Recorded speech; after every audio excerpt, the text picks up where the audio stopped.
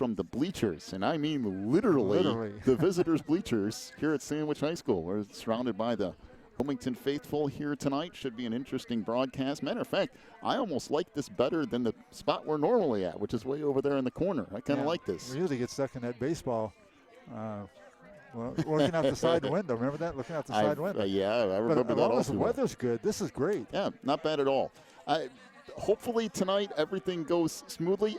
Our computer, literally right before we decided to go on the air, decided to do the Windows 10 update, which takes about 45 minutes. So we had to kind of wait that out a little bit. My other concern tonight is the data with our wireless service here. It says we have enough. It said that earlier this year. And we got you can't. The weird thing about it is you can't add any until after you run out. So I can't add another plan. If I add another plan on top of it, it starts over. So, yeah, it's one of those weird things. But hopefully we will be okay here tonight. That's the plan. We'll see. But in any case, welcome in, ladies and gentlemen, to Wilmington Wildcats Weekly. We got a bunch of stuff to come your way tonight. You have not missed anything. Look, I know we're late. We're about 15 minutes late being on the air. They have been doing senior night here. This is no exaggeration. They've been doing senior night for about 10 minutes straight. And they still have a few more groups to go through here. They have not started the 20-minute warm-up clock, which is one of the reasons that we weren't in a huge hurry to get this thing going here. But that being said, we'll kind of wait around here and see what's going on pregame-wise. Well, what do we expect tonight from the Sandwich Indians? Well, I think tonight you're going to see Sandwich spread everything out, which is unique for the Sandwich Indians, but they've still run the ball a ton. So it's just kind of running it out of a different formation than they normally do. I wouldn't be surprised they try to pass it a little bit on Wilmington tonight as well. And look, we have a long pregame to talk about all of this stuff. I mean, we really do.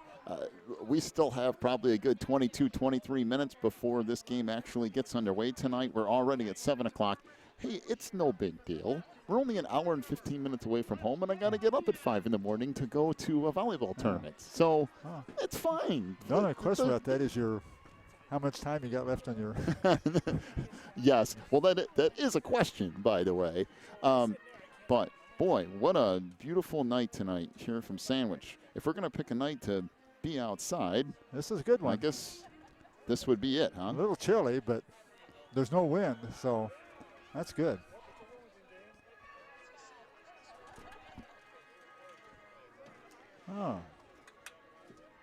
All right, we got plenty to come your way here tonight. We, of course, have our interview with the head coach of the Wildcats, Mr. Jeff Raints. That'll be coming up here in just a few minutes. We'll also go down a lot of the action that happened last week, and we'll get you set up for all the games tonight as well. As is always, we will have our full halftime show and postgame show as well. We'll also have the Odekirk Allred and Associates IHSA football scoreboard. We'll get to that in a little bit. As this game gets rolling. So we have a full slate here tonight. And by the way, last regular season road game of the year tonight here in Sandwich. Wilmington will be back at home for week 9 to take on Coal City. A nice little rivalry game there from right down the street. And then, of course, first week of the playoffs to come the week after that, which should be interesting. And Wilmington should host that, provided that they at least win one of these last 2 games here to end the year. So, very interesting couple of weeks here for the Wildcats. Oh, by the way, while we're talking about this, be sure, I believe it's October 22nd. That's not this Saturday, so not tomorrow, but the Saturday after that. 7 o'clock, well, roughly 7. It might be a little bit later than that. Might be actually closer to 8. We'll have our yearly playoff preview show for the IHSA. Oh, yes. We're there for all of the different pairings that come out during the night. We're going to be out at Terry Shed again, out there outside of Wilmington. By the way, a huge thank you to Terry for hosting that for the last number of years. It's been a fun event. Not only that, But we're trying to figure out a way to talk with Coach Raints that night as well. They do a lot of phone interviews. We're trying to figure out some system. Maybe we could put him on a speakerphone and put a microphone up to it or something, so where we can get Coach's thoughts on his first-round opponent. We've kind of added a few things into that broadcast as the year has gone along, which has been fun. For a while we did it at Nellie's one year. We were over at, I believe it was Mama's Pizzeria one year. We've broadcasted that, I believe, from my house once. Downstairs. But the last number of years, we have then been out at Terry's Shed, and it's been a great experience. By the way, that place is amazing. You got TVs hanging in there. It's full heat going and everything. We have plenty of space.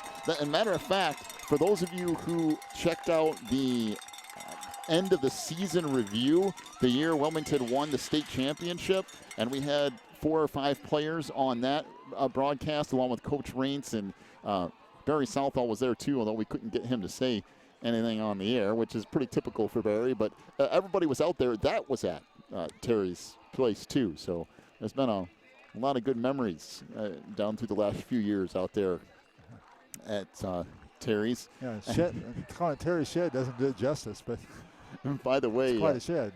After Catbackers the other night, I always talk to Coach Raints after Catbackers, and Barry's usually out there kind of hanging around too. And we were talking about the heat coming in, and Coach Raints said, the heat's gone. The cold weather should be here to stay. Yeah. And I said, I'm afraid not, Coach, because it's going to be 80 degrees next week. Matter of fact, I believe on Monday or Tuesday it's supposed to be 87 last time I saw. So it's supposed to get warm again. And Barry goes, "Are you kidding me?" He said, "Oh boy, I want the cold weather here. I'm too large of a man to handle 85 and 90 degree weather." In some ways, I agree with him. It's about that time of year to get down to the 50s and 60s and have some nice football weather. But I'm not complaining about warm weather either, mind you. Me either. I don't like the cold weather, so I'm willing to take every day of warm weather I can get. Better believe it. Well, they finally started our warm-up clock here tonight, and you can tell whenever we have to kill extra time, we veer into all kinds of different areas, which is what we're doing here tonight.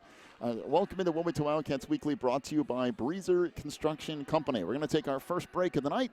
When we come back, we'll go down the results from last week. We'll also get you set for football around the I-8 and the rest of the area tonight as well. And a little bit later on, we'll talk to Coach Raints himself. Wilmington Wildcats Weekly, brought to you by Breezer Construction Company, rolls on from Sandwich High School, back here in just a moment on the Christian Internet Sports Network.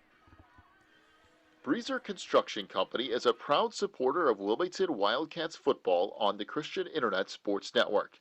For over 30 years, Breezer Construction Company has led the way in providing quality construction to the industrial, utility, and pipeline industries.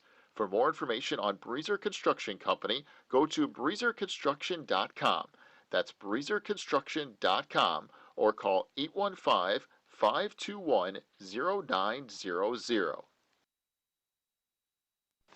Quigling Technology Services is your local source for computer help. They have built numerous websites, including ours, here at the Christian Internet Sports Network. Quigling Technology Services also specializes in virus removal, so your computer will get back to full speed now. And you can trust them for first-class computer repair, including free local pickup and delivery, plus on-site service, including after hours. Contact Quigling Technology Services at 815-293-7844 or stop by at quigtech.com. That's QUIG tech.com. Phelan Acres Bible Church is the perfect place if you are looking for a church to call home. They have services every week, including Sunday school at 9:45, morning worship at 11, and Wednesday night prayer meetings at 7. Phelan Acres Bible Church is located at 26009 Willow Lane in Wilmington, Illinois. And for more information, call 815-476-7818. That's 815-476-7818. If you're looking for more information on Wilmington Wildcats football, then check out the Catbackers every Wednesday at 7 at Tuffy's. Each week, Coach Raints goes over game film, takes questions from the audience, and presents the Offensive and Defensive Player of the Week awards. Plus, you'll get to hang out with other Wildcat fans and get the inside scoop on next week's game. So be sure to check out the Catbackers every Wednesday at 7 at Tuffy's.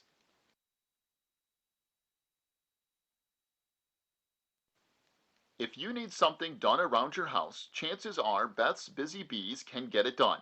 They specialize in residential and commercial cleaning, but they can also do lawn care, small home remodeling and repair jobs, and even things like caregiving. Beth's Busy Bees is a small family-owned business, and they will treat you right every time. Call 815-685-9111 for Beth's Busy Bees today. Wilmington Wildcats Weekly brought to you by Breezer Construction Company here on the Christian Internet Sports Network. About 15 minutes away from opening kick tonight as the Cats on the road to take on the Sandwich Indians. You know, we brought up the fact that we go down some of the results from last week and get you set for football around the area tonight as well. First of all, last week, the results from the Interstate 8 Conference. Coal City beat this very same Sandwich team 21-18. Sandwich only with one win on the year, but they have been in pretty much every single game that they have played all year. They're 1-6, but they've been in a lot of tight games. They just can't quite seem to get over the hump when it comes to their opponents. But if you play Coal City 21-18, that's not bad. You're doing your job, although Coal City not quite as strong as they have been in the past, but still not too bad. Elsewhere around the I-8, right down the street from here, Plano a 51-10 win over Streeter. Also, Lyle defeated Westmont 49-0. No particular surprise there. Herscher a 30-13 win over Manteno. By the way, Herscher is the real deal. They are undefeated, and boy, I'd hate to play them in the playoffs, although 4A typically is absolutely loaded. I wouldn't want to draw them in the first round or two of the playoffs. Of course, this very same Wilmington Wildcats team, a 33-7 winner over Reed Custer last week, and Piatone 29-7 over Seneca. So the Irish go down to Piatone last week. Some other results from around the state as well, outside of this I-8. Immaculate Conception, a 50-0 winner over Wheaton Academy. And by the way, Immaculate Conception is the #1 team in the state. Wilmington comes in tonight's game at #2, but Immaculate Conception has had no problems with anyone this year. And they shut out Wheaton last week 50-0. Oh, Bishop McNamara went down to St. Rita. That was a 27-0 final. That makes Bishop Mac at 4-5 and ineligible, at least as it stands right now, for the playoffs. So you won't have to worry about them come playoff time. And some other scores around the area. Morris 34-3 over Canelan last week. The Redskins seem to be back in the hunt for a playoff berth again this year. So trying to right the ship a little bit over there in Morris.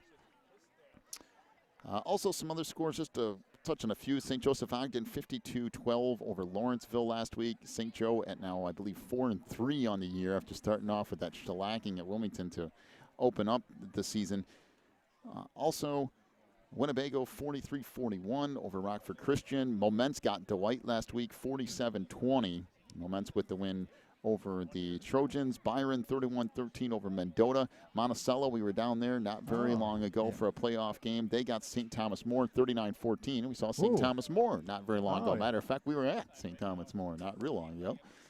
Also, Williamsville, a 62-8 winner over Pittsfield. And Tolono Unity got Rantoul 42-22. Bunch of action from around 3A, 4A type of areas.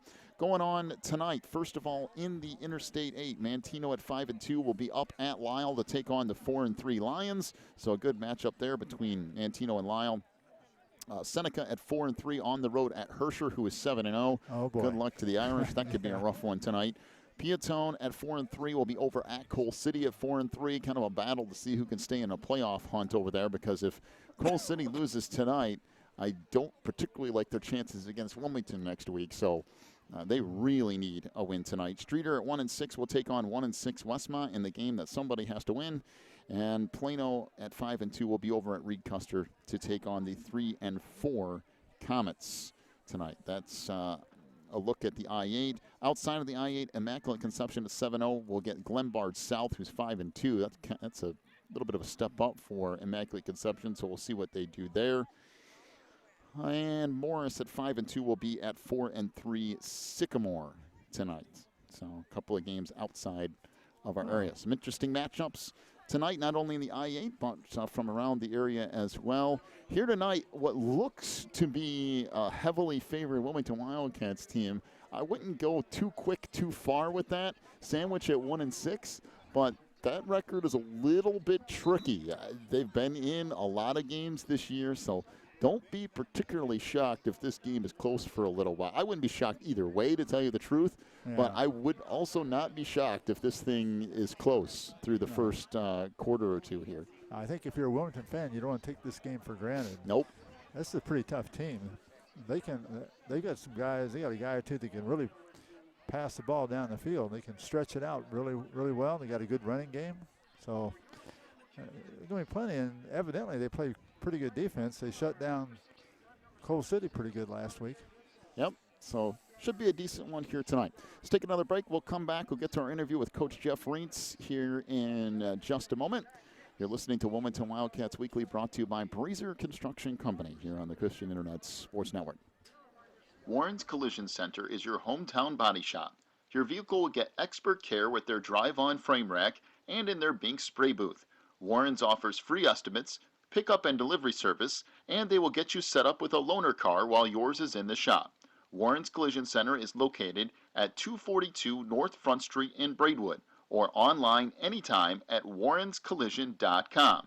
That's warrenscollision.com. Warren's Collision Center, where they care beyond the repair. Teresa's Family Styling Salon in Wilmington is an all-ages salon that will style your hair for that special look. They offer cuts, perms, and coloring for any fashion. They also carry Paul Mitchell and Brocato products. Teresa's Family Styling Salon is located in the Southgate Plaza in Wilmington, and you can call for an appointment at 815-476-1955. That's 815-476-1955.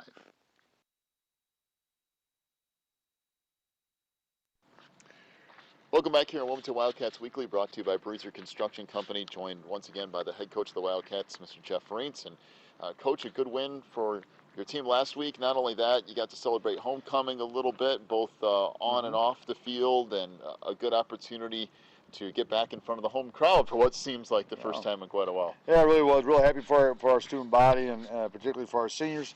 We had a great week of homecoming activities, and to top it off with a nice win. Real happy for our kids. Did a nice job against our rival Braidwood. Kids played very well defensively. Gave up some big plays, something that we talked about during the week. Then also offensively, I thought we ran the ball well. Did what we always like to do. Get good movement up front. Get the ball to our guys the way we want. However, we had some fumbles and things along those lines that broke a lot of our momentum. And so from that standpoint, not happy, but I think overall it's a real good game for us. You know, the one thing that kind of helped you out a little bit, even giving up the football a few times, is the fact that you forced a couple of those turnovers back and kind of evened out that turnover margin a little bit, because it was getting to look a little bit scary there for us. And I agree with you. And defensively, we've been able to get those turnovers, and I think that's what's been big for us. One thing with that option attack that they do, you got to play assignment football, but if you can make them make decisions quick, sometimes the ball gets on the field, and we're fortunate enough to have very good athletes that we were able to do that the other night. Well, you know, early on, Reed Custer got the one score from the deep pass that they kind of ran that same thing a couple of times, and some guys getting caught looking in the backfield a little bit. But the positive from that is that from then on, it seemed like everything kind of fell into place as far as the defensive side of the ball goes. Yeah, no, I agree, and I think our kids did a nice job, like playing assignment football and doing the things that we were supposed to do. I think overall our kids were physical, both sides of the ball. Special teams, I think all three facets we were good. We missed one field goal, but to come back, and Ahad did get the next field goal. So we talked about it Friday night. We had a lot of positives coming out of it, a lot of things we could work on. But now our conference season's over.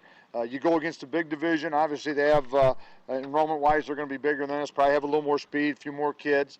Probably won't have as many kids going both ways. So can we go up there to Sandwich on their senior night? And we talked about this after the game too, where on their senior night. I know it's a special night for them. They're going to come at us with great effort, and can we withstand that again? The emotional part of the game from their standpoint, and what can we do from our standpoint?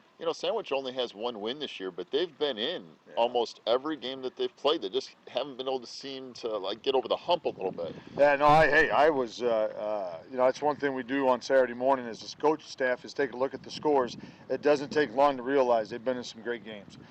So you got a real good game with Lyle, a real good game with Richmond Burton, and then when you played Coal City tough last week. I mean, that's all I got to see to say, hey, we're dealing with a really good football team here, and that's what keeps me up there during the week, and maybe watching a little more film that you don't want to overlook a one-win team, because I think that one win is a little bit disguised. That could be changed to 3 or 4 wins in a hurry.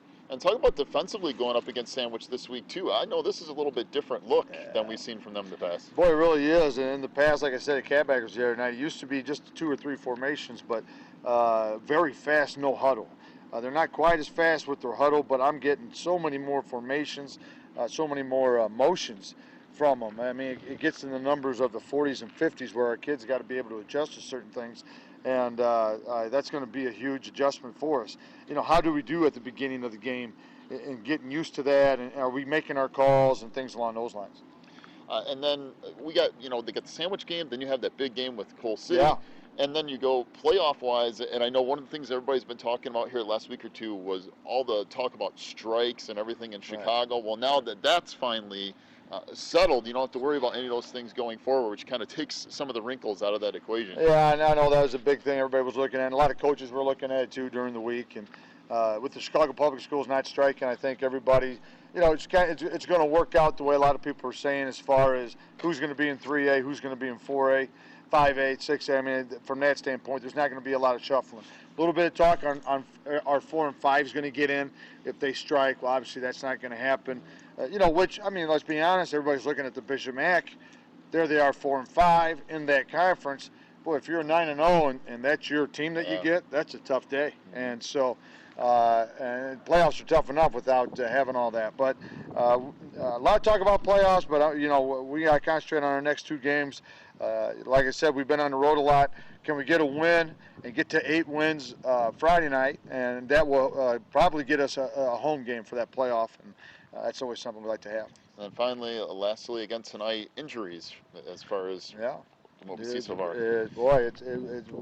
It's almost scary that we've had some, but it hasn't been too bad. So, knock on wood, let's just keep playing hard. Like I always say, if you're going 100%, that means you're not standing around a pile where somebody can just, fall on you. You always want to avoid that stuff. But bottom line is we've had some luck, and we need that luck to keep going with the injuries, and hopefully we can keep going.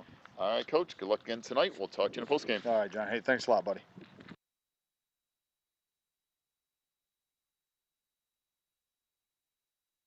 Racchetti's Cafe and Pizzeria in Coal City is all about relaxing with family and friends while sharing an authentic Italian festival of food. They are the home of the Chicago-style deep dish pizza, but they also have a full menu including pastas, burgers, salads, and more. Check out all of their daily specials too online at racchettis.net. Racchetti's Cafe and Pizzeria is at 375 South Broadway in Coal City, and they are open till midnight or later every night. Stop in for an authentic Italian experience at Racchetti's. ACN Representative Peter Treby is helping people just like you save money on their bills every month. ACN has deals in place for high-speed internet, wireless service, energy, television, home phone service, and home security. It's simple. All you have to do is click on the ACN link, fill out an analysis form, and Peter will tell you how you can start saving money today with ACN. Just about 2 minutes away from opening kick tonight here at Sandwich. We'll wrap up Wilmington Wildcats Weekly, brought to you by Breezer Construction Company. A big thank you to Breezer for sponsoring each and every pregame show again this year. We really do appreciate all of our sponsors, including some new ones that we've added to the mix this year, and a bunch of people who have been with us almost since the very beginning of this whole thing. And if it weren't for all of them, we wouldn't be able to bring you these broadcasts. So we really do appreciate it. More importantly, we appreciate those of you who listen each and every week from at home or in your car. The one nice thing anymore, like in our van, you just hook up Bluetooth to the phone, And, you know, you Yep. can stream it right through the radio. It's just like you're walking around with the radio on. I've done that more than once for a lot of different things. Matter of fact, I was streaming YouTube the other day for Parker Oh, in were the you? car, the songs on it. So, you know, the days of, hey, you can only access this from, you know, your PC at home, those are gone. You can listen to headphones, you know, on your phone anywhere you're at. You can stream it in the car while you're driving around. Hey, some cars even have Wi-Fi in them anymore. So Yeah, they do. the days of you can't access this anywhere but at home, those are gone. And we really do appreciate all of you who join us each and every week. You know, one of the things we haven't talked about a whole lot, we have had listeners to these Wilmington Wildcat games from about 27 states this year. And we're not talking about those robot things, you know, that automatically come to the site. I've taken those. It's 39 if you include those. I've taken those out of the equation. I'm talking about actual visits to the page and people staying for a while. We've had 27 good. different states this year, and that is truly amazing when you think about where Wilmington Wildcat football is going. And not only that, but these broadcasts. So we do appreciate you guys checking in from time to time. So just about ready to get things underway tonight. Wilmington will be in those white jerseys with purple helmets, purple pants, of course, with a purple paw print on one side of that helmet and the numbers on the other. And one of my favorite helmets in recent memories for Wilmington. Sandwich will be in all black tonight as we sit here in the visitor stands straight across from the home side press box. This is literally a first. I don't think I've ever done a game from the actual Wilmington stands. You feel like as far Harry as in Carey? it. Sort of. Yeah, he used to go to the Cubs. He used to sit out in the bleachers and broadcast the game. Hey, and you know what helps me? Bill Francis is sitting right next to us. If I have any questions in regards to stats, Bill's got it all taken care of. Oh, So- that's cool. I might rely on him one or two times tonight. So the Indians have it teed up, and Right. we will get the first quarter underway tonight. Sandwich will kick off right to left as Tyler Holcomb and Dustin Kelly back deep for the Cats. Beautiful night for football here from Sandwich. And decent kick come down about the 15-yard line, taken there by Tyler Holcomb. Across the 20, 25, 30. Holcomb up the sidelines to midfield to the 45, 40. And Holcomb finally shoved out of bounds inside the 35-yard line. Mark him at about the 33. What a return for Tyler Holcomb, setting up the Cats with a short field here in the first possession of the game. Nice job coming up the middle. Got a couple blocks in the middle, went through like a tunnel, came out in the right-hand side, just turned on the speed a little bit, passed a couple guys. Only the man cutting across down the short part of the field was able to get to him. Ball will be placed at the 32 officially of Sandwich. The Cats have it 1st and 10, already deep in Indian territory. And it is Connor Dempsey under center to get things started here tonight. That's a new look for the Cats. So Dempsey will take the first snap, handoff or pitch, I should say, goes to Kelly, breaks it back up the middle, and is slung to the ground inside the 25, down to near the 22-yard line. I think they'll mark it right at the 23, I believe. So give Dustin Kelly about 9 yards on first down should this stand. I believe this is a personal foul penalty on Sandwich for lifting up the runner and slamming him down toward the end of that run. We'll make sure here it is a personal foul on Sandwich. So 9 yards on the run and another 15 on the personal foul against the Indians. So this will take the ball from the 23, and as they'll walk it off here, it will go all the way down to the Sandwich 8-yard line, or should. Wow. Boy, that's quite a turn of events there, too. Well, they're going to mark it Dempsey. at the 11 or 12. No, they're going to move it again. I was going to say, I think you ended up a little short there. So they do move it the full 15 yards, and Wilmington will have it 1st and goal from inside the 10-yard line. Again, Connor Dempsey getting the start at quarterback tonight. It's Weaver and Kelly at the wingbacks. Owen Weaver and Dustin Kelly. Nick Preto will get the start again at fullback tonight. 1st and goal for the Cats at the 7-yard line. 11:43 to go opening quarter. Pitch back to Weaver, and he's got a wide open lane and just waltzes into the end zone.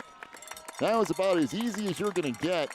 There is nobody near Owen Weaver. Not touched, and he just cruises in. 6-0 the lead for Wilmington. 11:39 to go opening quarter. Well, that was insanely easy. I was just going to say, well, I don't think we've had too many touchdowns that were more easier to get than that one. That was something. So Alex Hatton will come on to attempt the extra point. Alex, last week, connected on a field goal attempt. Gotten to see him a couple of times. Dustin Kelly with the snap. And the hold by Treadman, and the kick is good by Alex Hatton. 11:39 to go opening quarter. It's a 7-0 lead for Wilmington on the road at Sandwich. Take a break. Back with more Cats football in just a moment on the Christian Internet Sports Network. Pro Real Estate is a family-owned business established in 1983. Its staff and sales agents work in all areas of real estate sales, from first-time homebuyers to experienced investors. Located at 506 South Water Street in Wilmington, clients are welcome to stop by to discuss their real estate needs or visit our website at pro-homes.net. For a private consultation, contact us at 815-476-7916.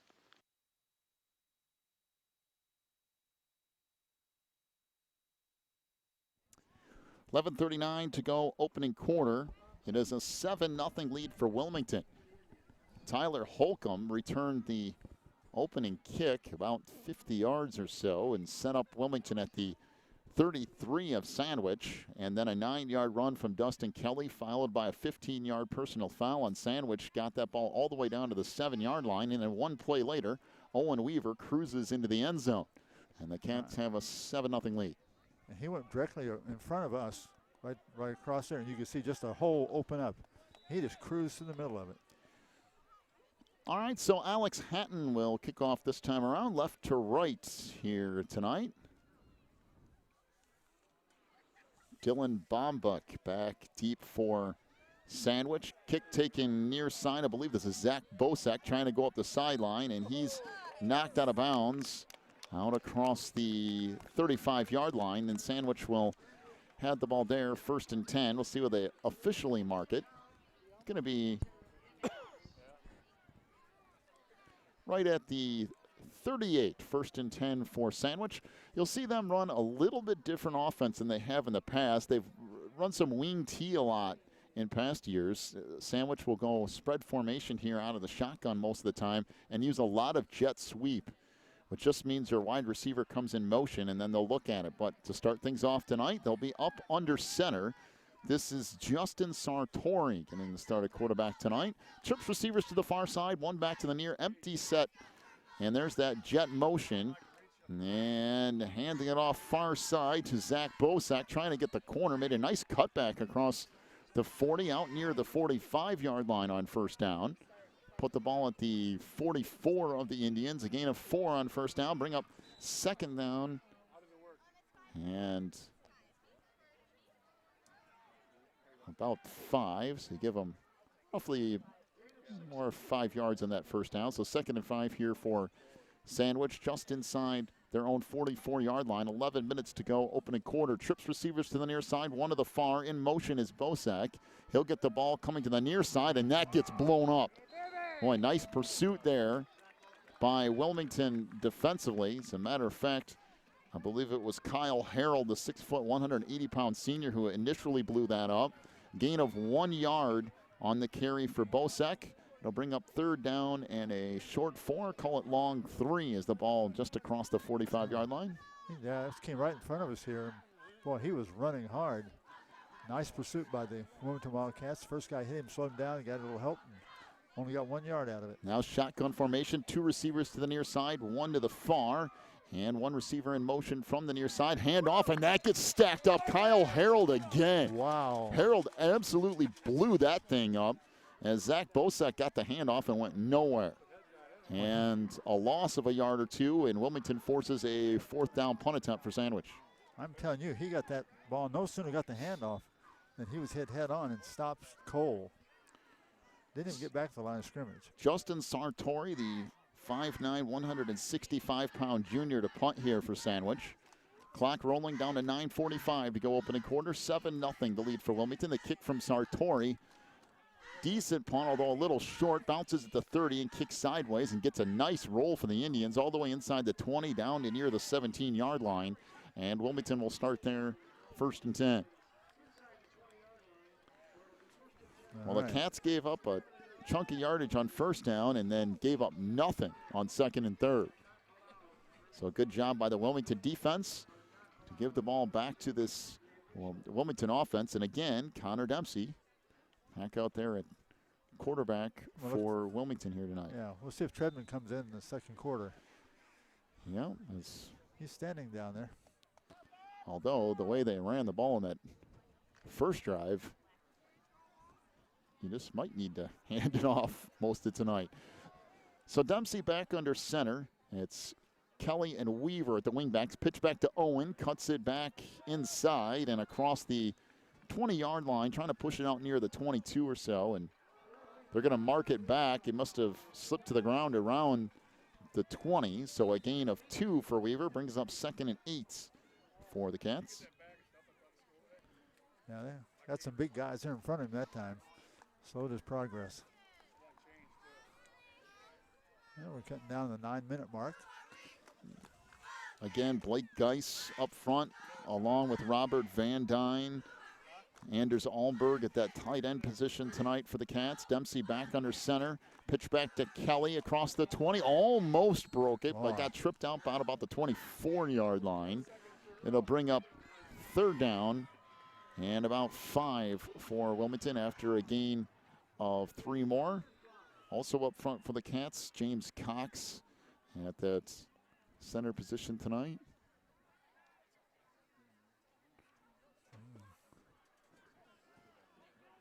Indians getting a little more stingy this time around. Alex Rink up front for the Cats as well. And I believe is that Caleb Gugis on the offensive line tonight. Dempsey on the keeper trying to come near side, and he slips to the ground. All the way back inside the 15-yard line. It was almost blown up on the keeper to begin with, and then Dempsey kind of slipped to the ground on really the naked bootleg to the near side, although Dempsey would have had the option to throw it downfield, but just nowhere to go, and then slipped to the ground for a loss of close to 9. A good 8 anyway, and the Cats will be forced to punt. 4th down and 13 for Wilmington. The ball now snapped back to Keaton Hansen, who will punt this thing away, and that was not a particularly great punt, but they got a little bit of a bounce out of it, and it'll be down at the 42-yard line by Kyle Harold. You know, being down this close to the field always throws me off a little bit. I'm used to seeing it from a different angle, and I keep having to check where I'm at. It's really quite different to view the game from here. We're just not very far above the heads of the players. No, we're only about 4 or 5 rows up here. We're really close to the Wilmington sideline, by the way. So 1st and 10 for Sandwich. Ball at the Wilmington 42-yard line. Trips receivers to the near side. Shotgun formation. Justin Sartori out of the gun. 1 receiver to the far side and 1 setback to his right. Sartori swings it out to the near side. Caught by Bosek. Breaks a tackle. Gets inside the 40. Down to near the 35-yard line. Good gain on 1st down for the Indians.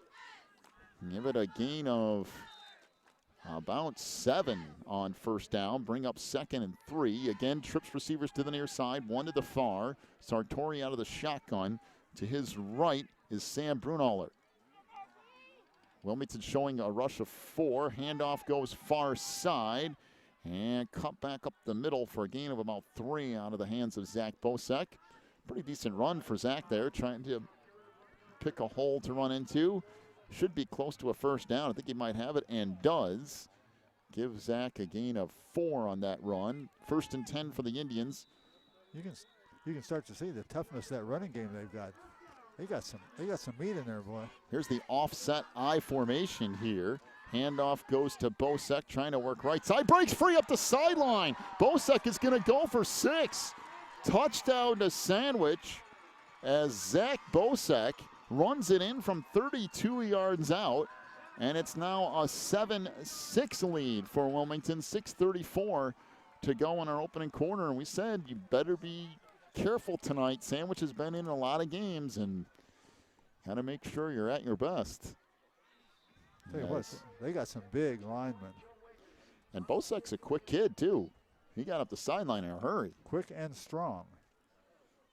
So extra point here. The kick is good off the foot of Justin Sartori.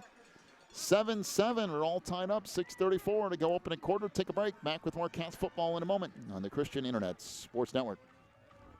When you need the very best representation on your side, the attorneys and staff at Odekirk, Allred & Associates are here to help. With extensive professional experience in cases involving criminal defense, divorce, custody, personal injury, residential real estate, and driver's license reinstatement, Odekirk, Allred & Associates and its diverse team is prepared to commit personalized attention and aggressive representation to achieve positive outcomes for your most stressful legal issues. Odekirk, Allred & Associates has a team of highly skilled attorneys from the area, including Wilmington locals. Odekirk, Allred & Associates takes pride in its communication skills and unmatched reputation for success. Contact Odekirk, Allred & Associates at 815-740-1700 for your free consultation today. Big thank you to Odekirk, Allred & Associates for sponsoring Wilmington football this year. They are the official sponsors of the IHSA football scoreboard, which we'll get to just a little bit later tonight. And Sandwich will tee it up. We've seen some scoring for sure to get things underway here tonight. Right to left, the kick off the foot of Justin Sartori, and it goes out of bounds on the far sideline, so that will move the ball out to the Wilmington 35. Well, we said the Wilmington's first touchdown looked awful easy. Well, their touchdown looked very easy there as well. So Dempsey will lead this Wilmington offense once again as the Cats looking to get that running attack back in order here. The second drive of the game stalled out. And by the way, that is Josh Jones in there at fullback on this drive. In motion as Weaver gets the pitch back. Weaver up the middle, almost broke it free and is tripped up after a gain of 7 or so by Evan Taxi, a 5'7", 150-pound senior. Managed to hang on and make the tackle. A gain of 7, second down and 3 for the Cats at their own 42-yard line. Well, he came through like a burst of lightning. Nice tackle, too. Everything packed in again. Double wing for the Cats. Dempsey up under center. In motion, Weaver gets the pitch again. Cuts it back across the 45, out near the 48-yard line. Give it a gain of 6 more for Owen Weaver at a Wilmington first down. 5:56 to go opening quarter. Clock runs. We're all tied up at 7 here tonight.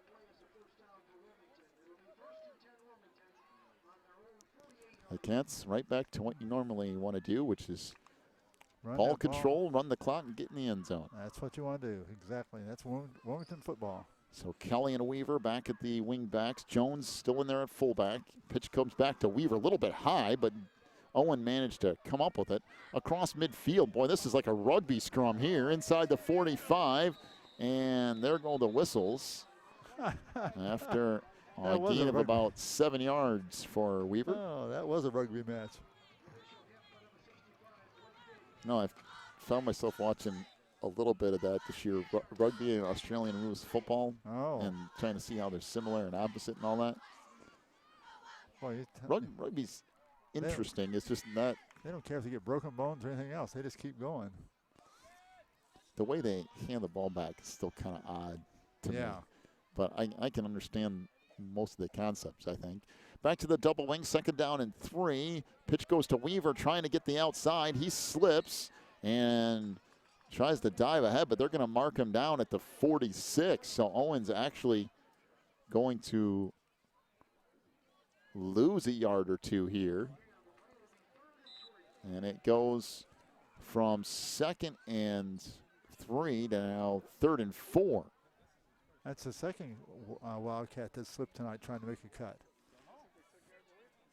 So down to 4:15 to go opening quarter. 7-7 game. Been pretty much a stalemate to this point. Back to the double wing again. Connor Dempsey back under center. And the pitch back to Kelly across the 45. And I think he's going to have the first down. down around the 41-yard line or so, which would be a gain of 5 and would be enough for a first down. And they moved the ball back to the 42. Whoa. Well, that's an, I'll be friendly and say an odd spot. Well, now I got my They moved that figure thing wrong back a on full there. yard. Well, now it might be close. I'll have to put down 4-yard gain instead of 5. And mark that right at 4 yards. I would say either way here, Wilmington's probably going for this. We'll see, and they do have the first down by the nose of the football. Wow, that was close. We thought he had it easily, and then before we knew it, they had moved the ball back. And oh, my. So 1st and 10 for Wilmington from the Sandwich 42, down to 4 minutes to go, opening quarter. The Cats got the ball at the Sandwich 33 in the opening drive of the game, and thanks to a nice kickoff return from Tyler Holcomb, and they managed to, a couple plays later, get in the end zone. Now moving the ball again, pitch back to Weaver inside the 40. Churns ahead down to the 35-yard line. Tell you what, he's earning the yards. A gain of about 7 more. Bring up 2nd and 3 for the Cats. Ball right at the, or maybe just inside the 35-yard line of Sandwich. Yeah, they've got it on the scoreboard as the 34. Kind of hard for us to tell where we're sitting. Our clock's still running, down 3:09 and counting. And the pitch back, churning ahead is Kelly. He's banging his way down to near the 30-yard line. He just keeps bouncing off of people and refuses to stop. Picks up a good 4 more yards and a Wilmington first down. Well, those are 2 workhorses, Kelly and Weaver.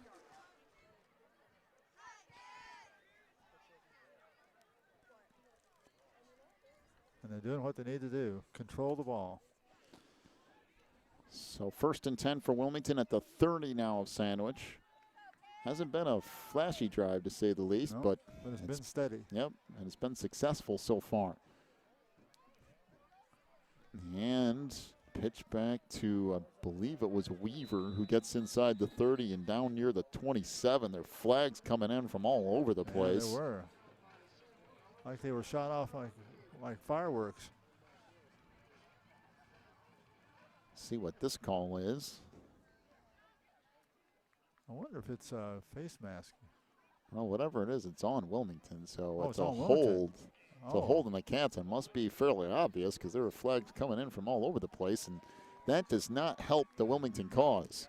Ball comes all the way back out to the 40-yard line. It'll be 1st and 20 for Wilmington from there, and it has not exactly been a high-powered attack for the Cats here so far tonight.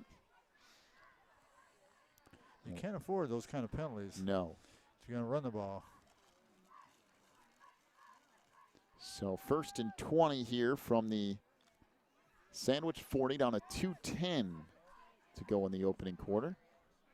Now shotgun formation for Dempsey. Still double wing, but Dempsey out of the gun here. Takes the snap and will hand it off to Weaver inside the 40, 35, inside the 30, and gets slung to the ground there. Decent chunk of yards on first down for the Cats. See where they actually end up marking this. Looks like around the 25-yard line, a gain of 15 on 1st and 20. Bring up 2nd and 5 for Wilmington.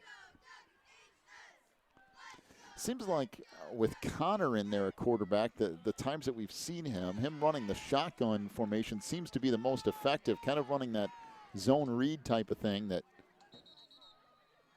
we now have a whistle and a timeout to Sandwich.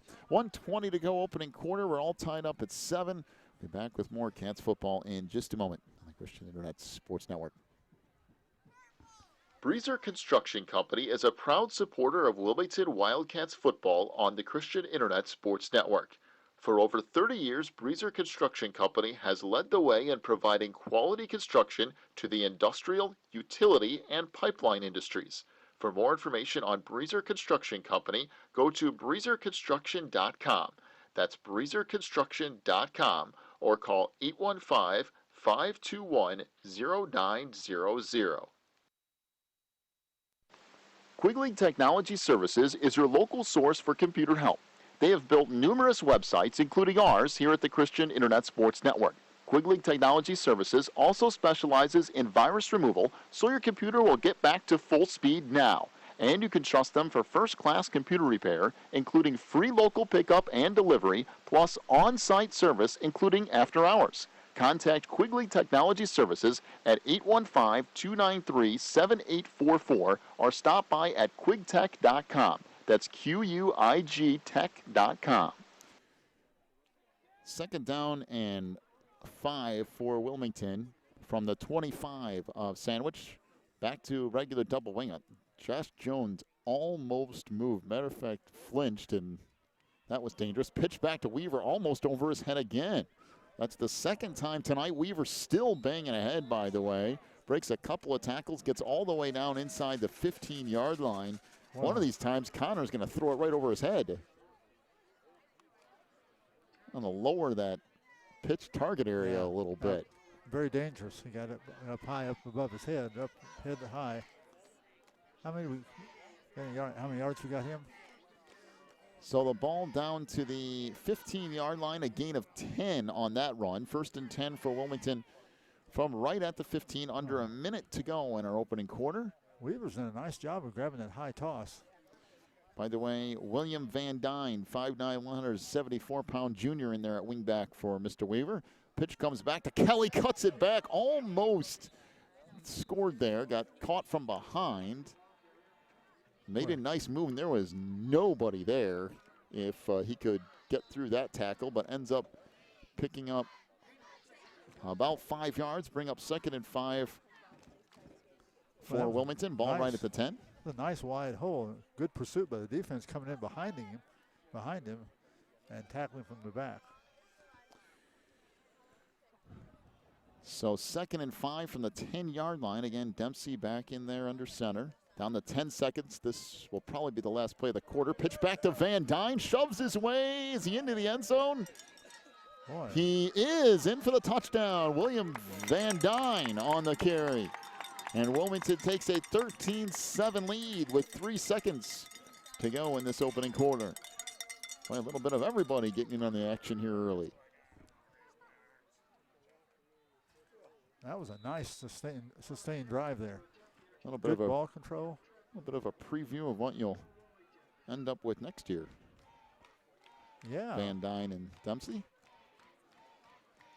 So Alex Hatton on to attempt the extra point. Good snap by Kelly. The hold by Treadman, and Hatton sneaks it inside that right upright. And it's a 14-7 lead for Wilmington. 3 seconds to go in the opening quarter. We'll take a break. Back with more Cats football here in just a moment on the Christian Internet Sports Network. Phelan Acres Bible Church is the perfect place if you are looking for a church to call home. They have services every week, including Sunday school at 9:45, morning worship at 11, and Wednesday night prayer meetings at 7. Phelan Acres Bible Church is located at 26009 Willow Lane in Wilmington, Illinois. And for more information, call 815-476-7818. That's 815-476-7818. 3 seconds to go here in our opening quarter. It's a 14-7 lead for Wilmington off a time-consuming, nice, slow, methodical drive by that Cats offense. Even when they got 1st and 20, they got it all right back. And they managed to get in the end zone on the legs of William Van Dyne. William Van Dyne and Connor Dempsey out there on most of that drive. Like you say, sophomores coming through here. Nice job. In spite of the penalty they had one time there, they still kept it going with a nice run by Weaver, getting those 15 yards back the first time he touched the ball. Dempsey up off that sophomore team, and Van Dyne, a junior, but getting a lot of playing time here this year, and of course that will only increase next year. This kick taken down around the 15-yard line. That could be dangerous, and it is. Matter of fact, it's a loss of about 5 on the return. Wow. Nice play by Matteo Lombardi to get down there and drop the return. And that will end the first quarter. Good play for the Cats to end the end of that quarter number 1. 14-7 is the lead for Wilmington. We'll take a break, come back with quarter number 2 here in just a moment on the Christian Internet Sports Network. If you're looking for more information on Wilmington Wildcats football, then check out the Catbackers every Wednesday at 7 at Tuffy's. Each week, Coach Reentz goes over game film, takes questions from the audience, and presents the Offensive and Defensive Player of the Week awards. Plus, you'll get to hang out with other Wildcat fans and get the inside scoop on next week's game. So be sure to check out the Catbackers every Wednesday at 7 at Tuffy's. If you need something done around your house, chances are Beth's Busy Bees can get it done. They specialize in residential and commercial cleaning, but they can also do lawn care, small home remodeling and repair jobs, and even things like caregiving. Beth's Busy Bees is a small family-owned business, and they will treat you right every time. Call 815-685-9111 for Beth's Busy Bees today. 1st and 10 for Sandwich. Ball at about the 12-yard line or so for the Indians. They marked it down on the scoreboard as the 13-yard line. So back to more of a pro set look here. Rolling near side. Pass is off the hands of Sam Brunholler out at the 25-yard line. Actually, a really nice pass from Justin Sartori. Just Sam didn't hang on to it. That was a nice job of Sartori running out to the right-hand side and throwing that ball on the run. And he got the ball about 20, 25 yards and just had it on the edge of the hands of the receiver. Well, 2nd down and 10 here for Sandwich. 11:55 to go opening half. That was the right play for the Indians. They just couldn't quite cash in. Trips receivers to the far side, one back to the near. Out of the shotgun is Sartori again with one step back to his left. Here comes the jet sweep. Handoff trying to go around the end. Cutting it back up is Zach Bosek. And he's eventually dropped by James Cox after he lost a little bit. Maybe getting back. No, it looks like he did lose about a yard. Thought he might have gotten back to the line of scrimmage, but I don't think he got that far. Yeah, I think he was just a little shy. Actually, not a full yard. I put him -1, but I think about a half a yard. Bring up 3rd down and about 11 here for Sandwich from just outside their own 10-yard line. 2 receivers to the near side, 2 to the far as well. Out of the shotgun is Sartori. Just back to pass, fires left side, and that is caught. Nice play by Tyler Holcomb to blow that up immediately when it was caught by Dylan Francisci. Good play there, but not nearly enough for a 1st down. A gain of about 6 on the throw from Sartori to Francisci. And it'll bring up 4th down and 5, and Sandwich is going to be forced to punt away deep in their own territory. Ball at the 15-yard line. So Justin Sartori to punt it away. And the kick here is a low, more of a line drive type of kick, and it's taken on a fair catch by Tyler Holcomb at the 47 of Sandwich. 10:31 to go, opening half. 14-7 is the lead for Wilmington, and again, a short field to deal with here for the Cats. And Jeff Treadman will make his initial appearance tonight after sitting out the opening quarter of this one. Jeff will come on to lead the Wilmington offense here in quarter 2. Although we did see that should anything need to be done with a backup quarterback this year, Connor has been more than capable of running that offense. And Jeff back in there now to get this thing started up for the regular starters here for Wilmington. Handoff goes to Preto, bangs inside the 45, and then gets stacked up and thrown backwards. Give the credit of the tackle of Derek Murphy, although there are about I think he had 4 guys on it. But even at that, Preto still picked up 3 yards, bring up 2nd and 7 for Wilmington.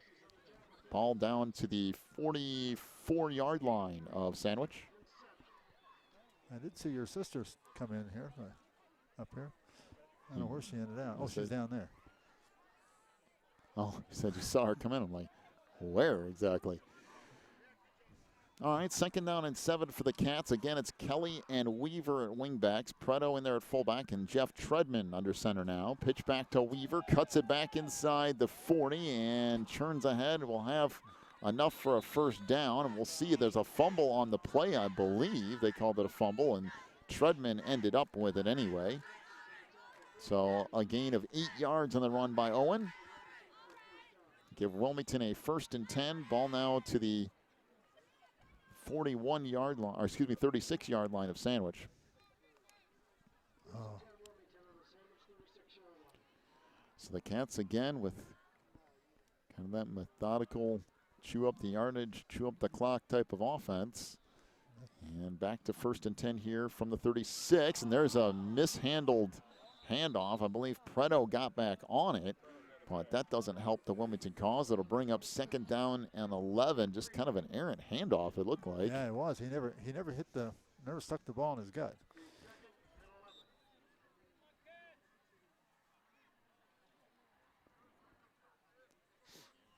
So clock rolls under 9 minutes to go in the half. Wilmington leading at 14-7. By the way, Wilmington traveling fairly decent tonight. Quite a few people making the trip up here. One of the longer road trips of the year. Back to the double wing, pitch back to Weaver. Inside the 35 and just shoves the file forward and manages to break free inside the 25 down near the 20. Boy. Owen never gave up and just kept churning forward. He just didn't quit. A gain of 14, close to 15 for Weaver on that run. 1st and 10, give it 14. 1st and 10 from the 23-yard line now of the Indians.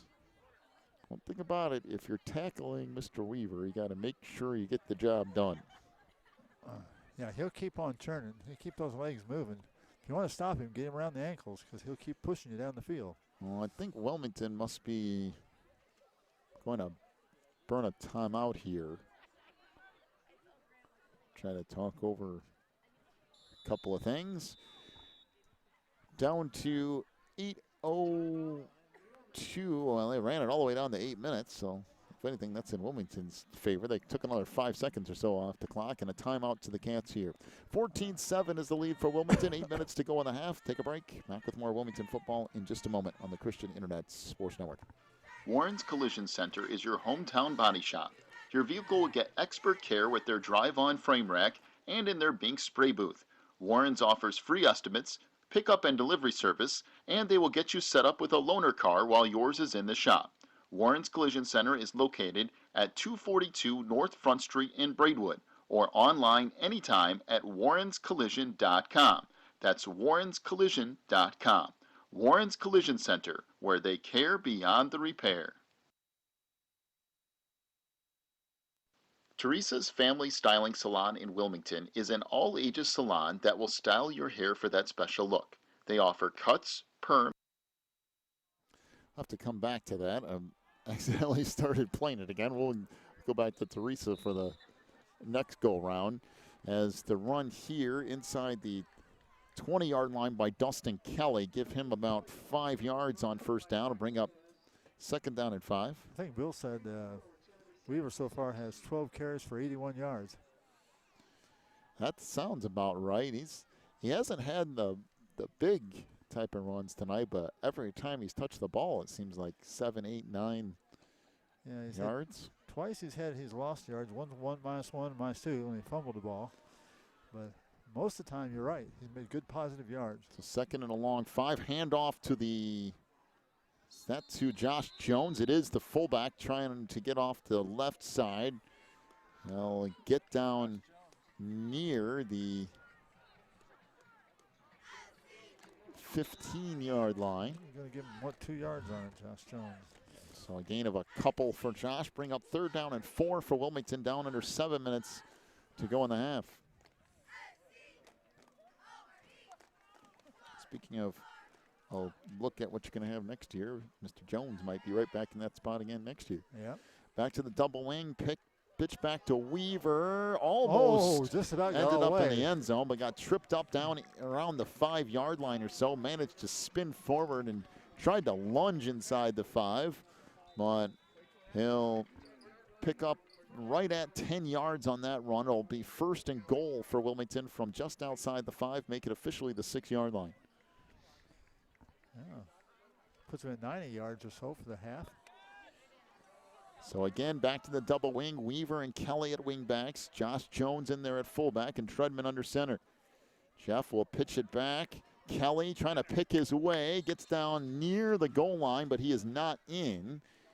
Give him right at 5 yards as everything got stacked up on the inside, led by Zach Hicks, Yeah, 6 foot, 305-pound senior. He had an Indian hanging on his arm trying to get that fumble out of him, but he refused to do it. He put the other hand up there and just carried him with him. So 2nd and goal from the 1 for Wilmington, under 6 minutes to go in the half. Back to the double wing again. Weaver and Kelly at wing backs. Jones again at fullback. Pitch back to Weaver, and he hops over everyone and into the end zone. Just kind of leapt over the entire offensive line. And Owen Weaver in for a 1-yard touchdown run. And Wilmington leads it 20-7 with 5:39 to go in our opening half.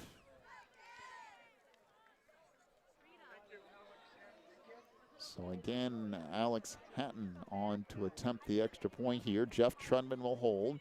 Dustin Kelly, the long snapper for Wilmington.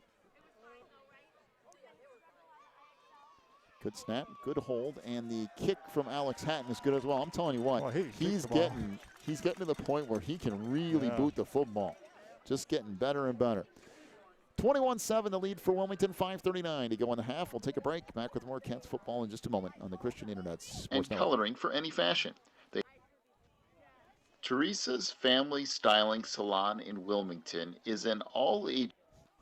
Not sure really what happened there. Like it went in slow motion. I apologize for that. We'll see if we can actually get it back to playing normally.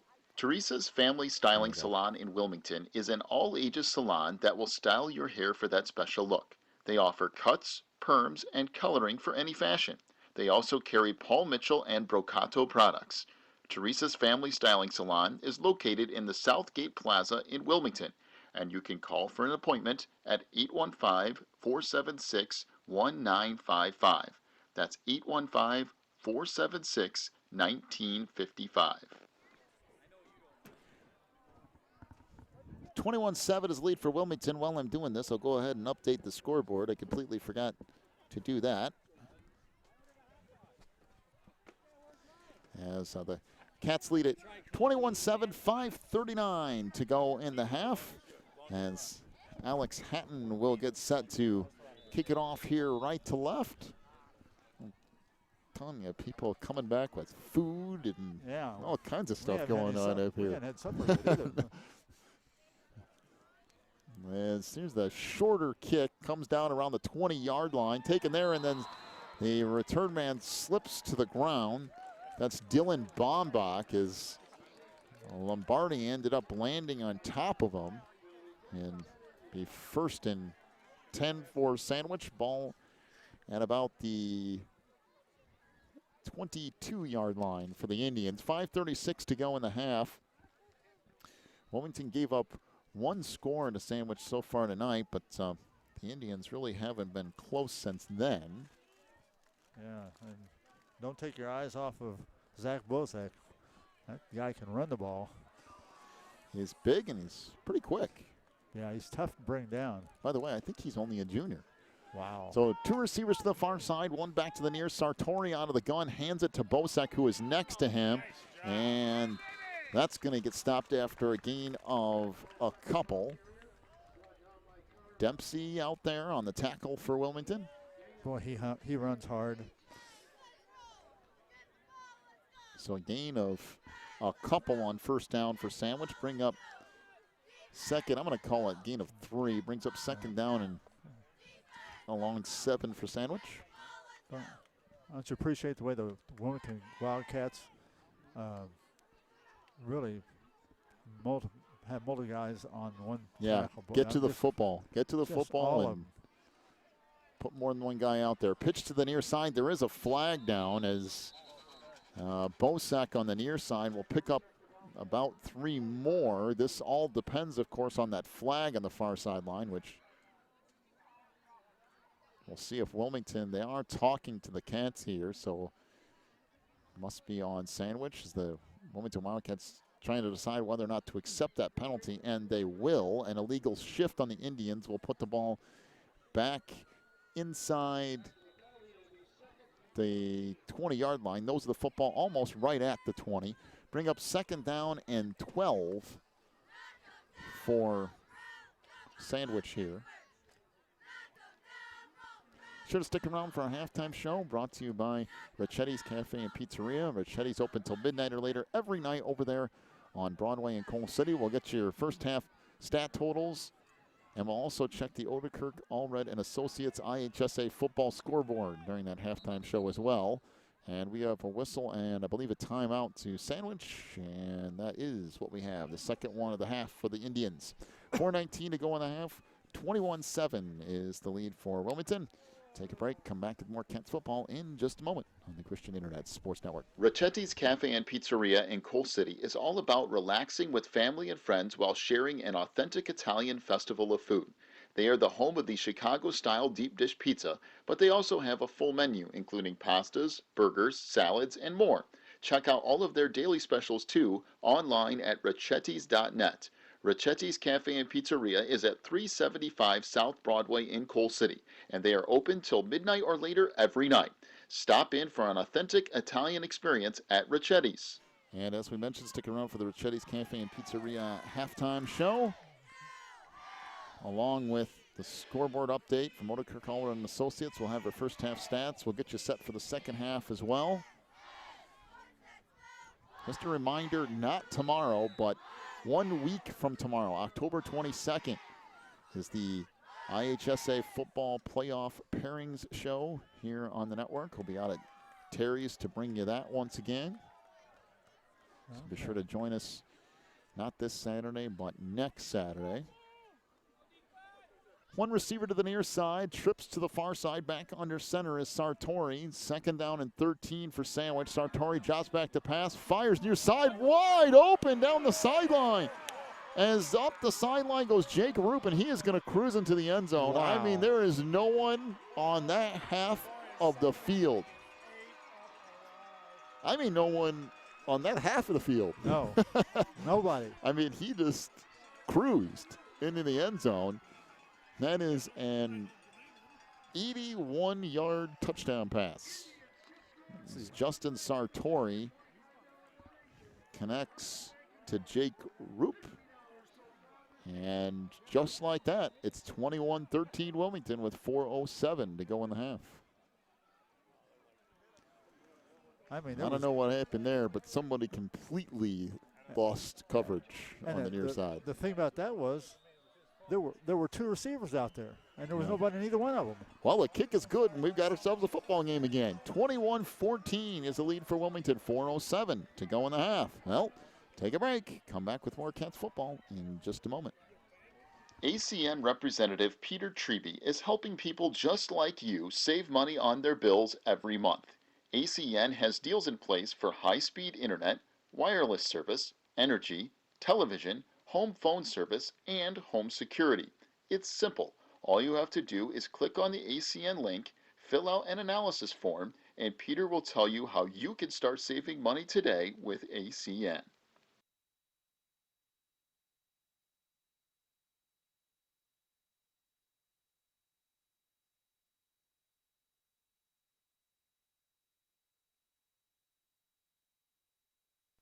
Pro Real Estate is a family-owned business established in 1983. Its staff and sales agents work in all areas of real estate sales, from first-time homebuyers to experienced investors. Located at 506 South Water Street in Wilmington, clients are welcome to stop by to discuss their real estate needs or visit our website at pro-homes.net. For a private consultation, contact us at 815-476-7916. Well, Sandwich answers right back, an 81-yard touchdown pass, and here's a squib kick up the middle, and that bounces around, and Wilmington manages to cover it up, but everybody's slipping and falling here tonight. Dustin Kelly ends up on top of it, back around the 30-yard line. Well, Wilmington really needs a nice drive here and get those points back that they just gave up. I mean, that was... I'll talk about. That was amazing. There was 2 pass receivers out in that same area, nobody on either one of them, and nobody getting to the quarterback either. Well, give Sandwich some credit there. But the running game has set up their passing game. As Coach Chris Van Dyke went ahead and used a timeout to set that up, and boy, would look like a genius now. As Connor Dempsey back in there, quarterback, pitch back to Weaver. He's trying to get dragged down from behind, and he just keeps shoving forward. As he'll churn all the way out to the 39, close to the 40. 9 Gain yards. of 9, bring up second down and a yard for Wilmington. I mean, a couple of guys had him by the back in the jersey trying to drag him down from behind. He just kept going. You got to stop his legs. You don't have a chance if you don't get a hold of those legs. So Kelly and Weaver back in there at wing backs. Nick Preto out at fullback this time around. Handoff goes to Preto, and that gets stacked up for no gain. That got blown up actually pretty quick. Yeah, it did. 2 or 3 Indians were right on top of that as Jake Roop ends up with a tackle. Oh, maybe he lost a yard. Bring up third down and 2 technically. Down to 3:05 to go in the half. Next had a couple carries tonight for a total of 4 yards. So third down and a couple. Pitch back to Weaver and breaks free across midfield to the 40.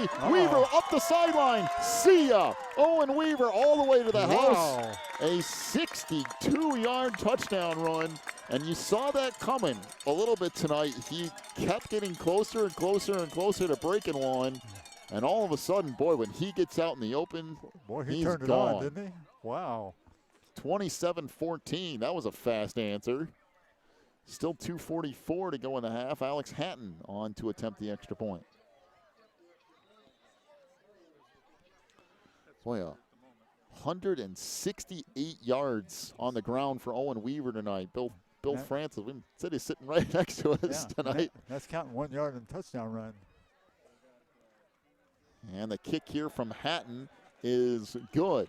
Wilmington leads at 28-14, 2:44 to go in the half. Take a break. Back with more Kent's football here in just a moment on the Christian Internet Sports Network. When you need the very best representation on your side, the attorneys and staff at Odekirk, Allred & Associates are here to help. With extensive professional experience in cases involving criminal defense, divorce, custody, personal injury, residential real estate, and driver's license reinstatement, Odekirk, Allred & Associates and its diverse team is prepared to commit personalized attention and aggressive representation to achieve positive outcomes for your most stressful legal issues. Odekirk, Allred & Associates has a team of highly skilled attorneys from the area, including Wilmington locals. Odekirk, Allred & Associates takes pride in its communication skills and unmatched reputation for success. Contact Odekirk, Allred & Associates at 815-740-1700 for your free consultation today.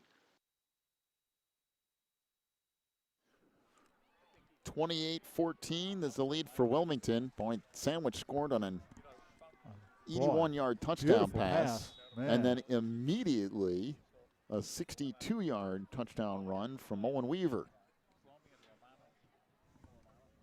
As Alex Hatton approaches, kicking off right to left here. Again, another shorter kick, taken up at about the 23. And that's going to go for no gain as Evan Taxi tried to go far side. And Tyler Holcomb down there on coverage. Tyler came through like a streak of lightning. So it'll be 1st and 10 for Sandwich. Ball's going to be marked right at the 25 of the Indians. Boy, Tyler's been a nice addition to this Wilmington lineup this year. Was a transfer student in from the Joliet area and has Man, he's really done a nice job, he's not certain- only defensively, but returning kicks. Special teams has been his definite area of expertise. become a valuable piece of the team. Valuable piece of the puzzle. 1st and 10 for Sandwich, 2:39 to go in the half from their own 25-yard line. Pitch goes far side. Bosek trying to get the corner, and he gets chopped down after a gain of a yard or so. Connor Dempsey again on the stop for Wilmington. Well, if you're Sandwich, I'd go back to the air a little bit. You don't have a whole lot to lose here. I mean, your playoff hopes are completely gone, and if you're going to win this tonight, you're not going to be stopping Wilmington, so you're going to have to score. That's true. So 2 receivers to the far side, 1 receiver in motion back to the near side, and it's dropped, knocked away, back inside the 10-yard line, and they are going to call it a fumble, and Sandwich does recover as Justin Sartori immediately when he dropped back got hit, lost the football, and it's marked all the way back at the 9-yard line, a timeout to Wilmington here with 1:51 to go in the half as Sandwich is facing close to 3rd and 30. It's officially 3rd and 27 with 1:51 to go in the half. 17 yards they lost in that, man. And Coach Reince all over that to use a timeout quickly because if Sandwich can't convert here, they will be forced to punt, and Wilmington will have plenty of time Did you think to go back down the field again. I think Coach had something saying that since that last defensive stand that I want somebody after the quarterback? Yeah, you're probably right. That came through there like a It might not have been that Thunderbird. nice of terms No. either. So 3rd down and 27 officially for Sandwich. The ball marked back at their own. They're going to change it to the 10-yard line now with 1:51 to go in this half. Be sure to stick around for our halftime show brought to you by Ricchetti's Cafe and Pizzeria. Ricchetti's open till midnight or later every night over there on Broadway in Coal City. We'll also have a check of the IHSA football scoreboard brought to you by Odekirk, Allred, and Associates. So out of the shotgun is Sartori again. 2 receivers to the near side, 2 to the far. Back in motion to the far side as well. Sartori's hit as he throws, and that is incomplete. Pass intended for Jimmy Roop and thrown way over his head. Just Dustin Kelly out there in coverage for the Cats. And what that does for Wilmington, stops the clock. it not only stops the clock, but it saves the Cats a timeout. It sure does. If Sandwich would have run the football, they would have forced Wilmington to burn another timeout. Instead, they throw it on 3rd and 27. And now Wilmington will get the ball back in a short field with a timeout and 1:47. It'll be down around 1:40 or so by the time this punt is done. Good snap. Kick by Sartori. That's a beautiful kick. Tyler Holken takes it to the 42 with a fair catch. And Wilmington will start there, 1st and 10. There's a penalty flag down just around the 20-yard line or so. And if this is on Wilmington, it'll Runner, good field back it position. up.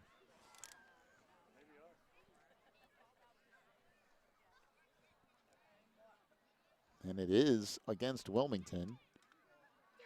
And 15? it's all the way back to the 48-yard line or so of Wilmington. So it'll be a hold on the Cats. Is that 10 or 15 yarder? 10-yard penalty. Yeah. I thought he was worth 15. Josh Jones back in there at fullback. Connor Dempsey calling the signals again for Wilmington here. 1:41 to go in the half. Shotgun formation still out of the double wing, but Dempsey back in the shotgun with the Cats leading at 28-14. Handoff to Weaver, far side across midfield, and Owen gets chopped down near the 1st down marker. Give it down to the 43-yard line, a gain of 9. It'll bring up 2nd down and a yard for Wilmington. Again, when Wilmington goes to that shotgun double wing formation, they move Weaver back to almost that fullback position. Now we'll go back to standard double wing with Jones at fullback. Down to 110. Dempsey's going to keep it himself. He's going to get the 1st down and gets down to the 39-yard line. The clock will start there after a gain of 4 on the run by Connor Dempsey. 1:04 to go in the half. Wilmington's going to have to pick up the pace here a little bit, especially if they're going to plan on running the football here. We're down to a minute and counting. 1st and 10 for Wilmington from the 39 of Sandwich. Back to the shotgun double wing here with Weaver in the backfield. Dempsey drops back to pass. He'll fire it down the near sideline. It is caught by Sam Jones all the way down to the 10-yard line. A gain of 28 yards, make it 29. On the catch made by Sam Jones, the 6'1", 205-pound junior. Down to 47 seconds to go in the half, and Wilmington will again face a running clock. Down to 43 seconds to go in the half. 1st and goal from inside the 10. Pitch back to Weaver, picks his way through, breaks a tackle, and gets down inside the 2 to the 1. And down to 30 seconds to go. Wilmington going to stack it up again. As the ball marked down just outside the 1, a gain of 9. And Dempsey gets a shove from behind, and he's in for the touchdown. Boy, give Dustin Kelly and Josh Jones an assist on that. They got behind Dempsey and just shoved everything forward. And Wilmington tacks on another touchdown here before the half. Boy, what a drive. Wow. Good pass from Connor as well. Was that pass a 29-yarder? Yeah. Man, that was a beautiful pass.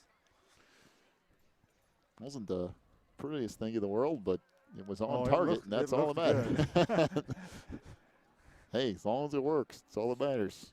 Good snap, good hold. The kick from Hatton. Uh-oh. Oh, boy, that's Whoa. pushed wide right. I'm not sure what happened there. Probably the holder had a little trouble with it or something. 34-14 is the lead for Wilmington with 17 seconds to go in the half. Cats will be forced to kick off one more time here, but they will gladly do that in exchange for the points. Again, be sure to stick around for our halftime show brought to you by Ricchetti's Cafe and Pizzeria. Ricchetti's open until midnight or later every night over there on Broadway in Coal City. Get a check of your first half stats, and boy, is it impressive for Wilmington offensively. And we'll also look at the IHSA football scoreboard brought to you by Odekirk Allred and Associates. We'll take a full look at the I-8 and around the area as well on that halftime show. We'll get you set for the second half too. Wilmington up 34-14 with 17 seconds to go in the half.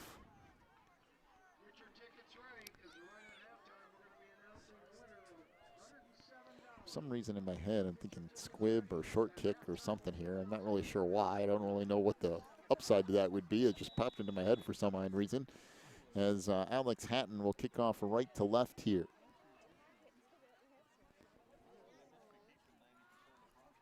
Hatton on the approach, and there is a squib kick, a little bit longer than I thought. Taken at the 33, out across the 40 to the 41 on the return by Jimmy Roop. Sandwich will have it 1st and 10, down to 13 seconds to go in the half. Ooh, who was that? Jimmy Roop on the return out to the 41, and Sandwich will have it there 1st and 10. We'll see what the Indians do here. Again, I'm of the mindset, I'll hang out. I don't have anything to lose at this point. Well, you know they can put it down the field quickly. Out of the shotgun is Sartori. And one back going to the far side. Handoff goes up the middle to Zach Bosek. And Sandwich is going to use a timeout after a run of 2 yards with 8 seconds to go in the half. I guess you're just hoping that you break one there. And I guess. Maybe they're going to set up a pass play then. so Go for broke. Indians will face 2nd and 8 from their own 43-yard line. And for Wilmington, they've given up a few plays defensively, but the offense has been so dominant that it hasn't really been much of an issue. Owen Weaver himself almost has 200 yards of offense. just on his lonesome. He's 181. That's a lot. That is a lot for a half. And he's got, what, 3 touchdowns, too? Yes. Good night's work. It's not bad, that's for sure. 2nd down and 8 for Sandwich. Ball at their own 43. We'll see what the Indians draw up for what could be the last play of the half here. 2 receivers to the far side, 1 back to the near, 1 running back to either side of Sartori out of the shotgun. And running back in motion to the far side. They fake the pass to Bosak. They fire it deep down the far sideline, and it is incomplete down inside the 35. There'll be just enough time for 1 more play. Good coverage out there by Joe Mendoza to break it up. Pass intended for Dylan Francisci. And 1 more play in the half here. 3rd and 8 for Sandwich, although I like this. Go ahead and wing it downfield and see what happens. Might as well give it a shot. Go ahead and throw that ball as far as you can throw it. And he can throw a long ways. No question about that. So 3rd down and 8. 1 final play here in the first half, barring, of course, a defensive penalty. Back to the 2-back set for the Indians, and they're just going to hand it off. Bosak trying to get the corner, cuts it back, and is dropped at the 45-yard line after a gain of 2 on that run. We make it to the half. Wilmington leads at 34-14 over Sandwich. Halftime show brought to you by Ricchetti's Cafe and Pizzeria, where they're open till midnight or later every night on Broadway over there in Coal City. Take a break. We'll come back with your first half stat totals. Kind of impressive offensively for Wilmington. We'll also check the Odekirk Allred and Associates IHSA football scoreboard, and we'll get you set for the second half as well. First, though, we'll go to those stat reports in just a moment. You're listening to the halftime show brought to you by Ricchetti's Cafe and Pizzeria. Wilmington leads at 34-14. Back here in just a moment on the Christian Internet Sports Network. Breezer Construction Company is a proud supporter of Wilmington Wildcats football on the Christian Internet Sports Network. For over 30 years, Breezer Construction Company has led the way in providing quality construction to the industrial, utility, and pipeline industries. For more information on Breezer Construction Company, go to breezerconstruction.com. That's breezerconstruction.com, or call 815-521-0900.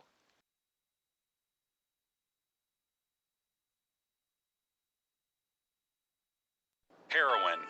I am Matt Baskerville.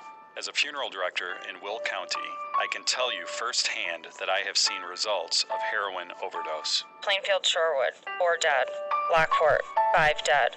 I am Reagan Freitag. As Wilmington's local prosecutor and Will County board member, I can tell you I have seen the trouble and hardships of addictions. Frankfort, Mokina, New Lenox, 6 dead. Bolingbrook, Romeoville, 6 dead. In Wilmington and Braidwood, heroin equals death or arrest. Wilmington, Braidwood, 8 dead. Thanks to efforts of our local police departments, that number has dropped from 8 deaths in 2015 to 2 deaths so far in 2016. If your family, your friend, or you are suffering from heroin addiction, there is help. Please call 815-476-1660 for more information. Help is only a phone call away. This ad is brought to you by the Wilmington Coalition for a Healthy Community in partnership with ONDCP and SAMHSA.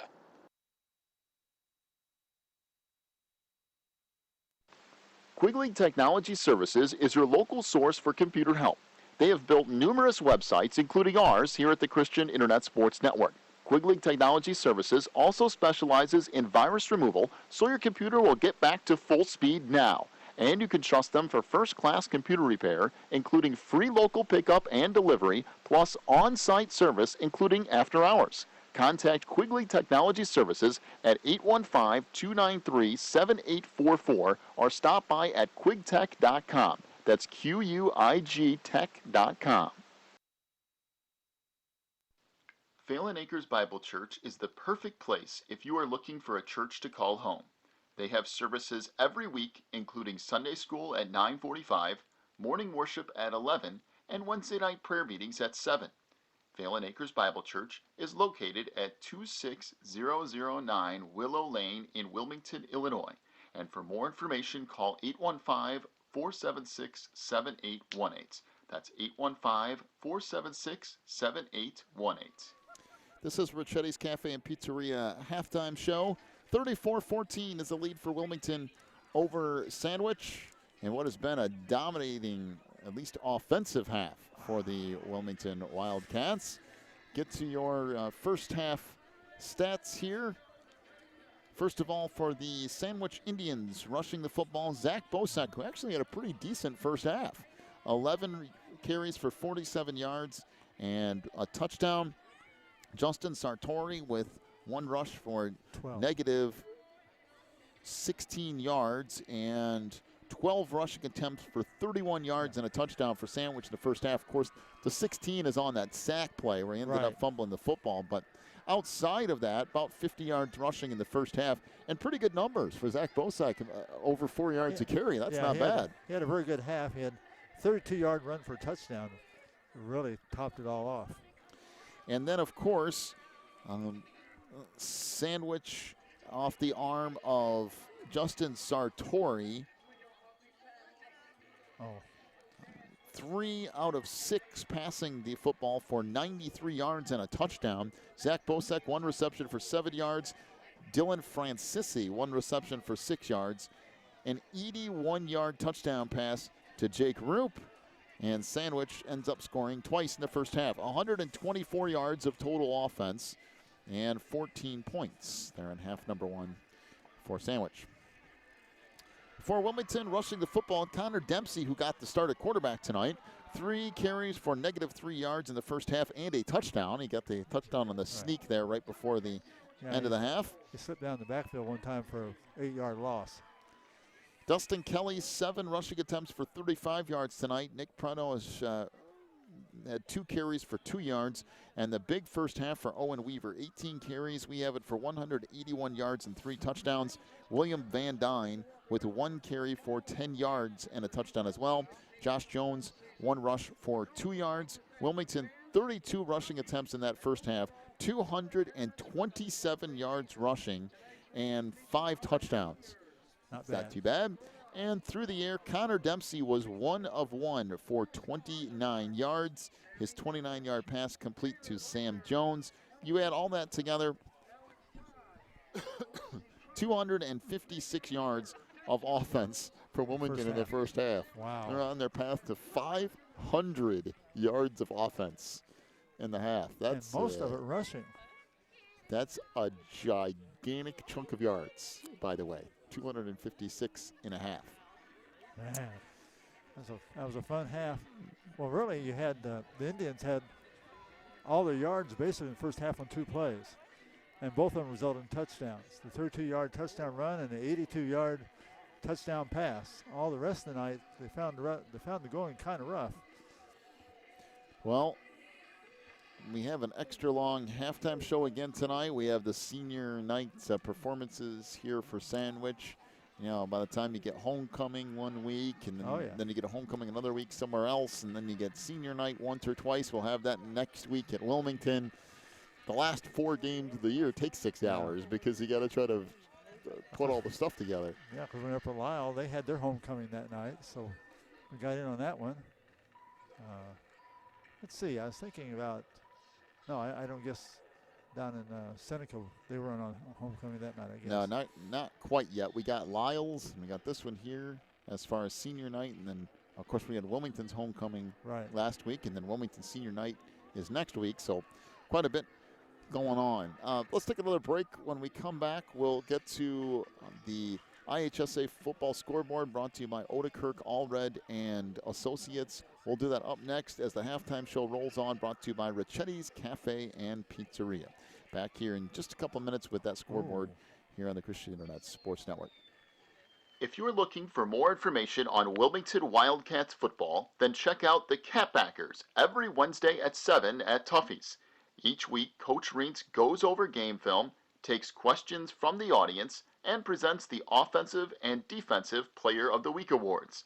Plus, you'll get to hang out with other Wildcat fans and get the inside scoop on next week's game. So be sure to check out the Catbackers every Wednesday at 7 at Tuffy's.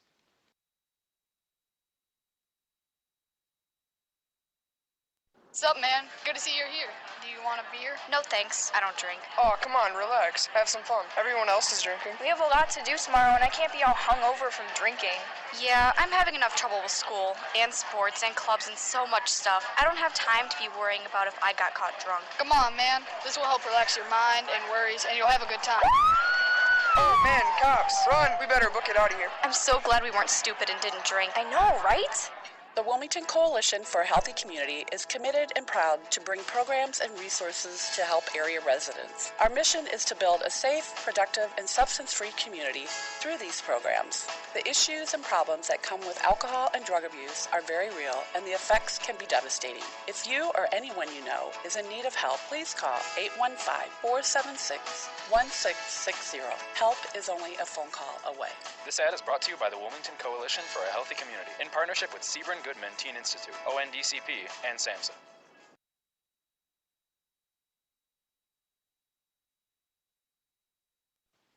If you need something done around your house, chances are Beth's Busy Bees can get it done. They specialize in residential and commercial cleaning, but they can also do lawn care, small home remodeling and repair jobs, and even things like caregiving. Beth's Busy Bees is a small family-owned business, and they will treat you right every time. Call 815-685-9111 for Beth's Busy Bees today. This is Ricetti's Cafe and Pizzeria halftime show. Wilmington leads at 34-14 over Sandwich here at the half. Got about 10 minutes before the start of half number 2. Time for a check of the IHSA football scoreboard, brought to you by Odekirk, Allred, and Associates up there in Joliet. Big thank you to Odekirk, Allred, and Associates for sponsoring every check of the scoreboard here on the network. First of all, from around the Interstate 8, Herscher leads Seneca 28-13 tonight. The Irish giving Seneca, good battle. Giving Herscher a little bit, at least testing them a touch. Plano leads Reed Custer 21-0 tonight. The Comets having all kinds of trouble with the Reapers. Coal City leads Piatone 3-0 in what is not surprisingly a low-scoring affair. Mantino 14-7 over Lyle. That's an interesting score here tonight. That was probably the game of the night coming into tonight. And also Streeter a 17-0 lead on Westmont. So not a whole lot there to be surprised about, but that Mantino-Lyle game interesting at 14-7. Some other scores from around the area as well. Dwight playing Salt Fort tonight. Whoever in the world that is. Dwight leads that game at 8-0. Morris and Sycamore, no score, at least as of yet. Some other stuff around the area. Bishop Mack tied up with St. Ignatius at 7. Bradley Bourbonnais leads Lincoln Way East. That game now 28-0. Oswego a 17-0 lead over Plainfield South. Joliet Catholic leads Marion Catholic 13-0. Of course, the interesting thing there is Joliet Catholic not going to make the playoffs for the first time in who knows how long. It's been a while. Time. Lockport leads Stagg. That game now 14-0. Oswego East leads Minooka tonight. That's 28-14. Romeoville, boy, Romeoville is starting to prove me wrong this year. 38-0. They lead Plainfield Central. At least if that's right on here, that's what I have. Wow. I'm going to stop giving it to Romeoville because they're winning.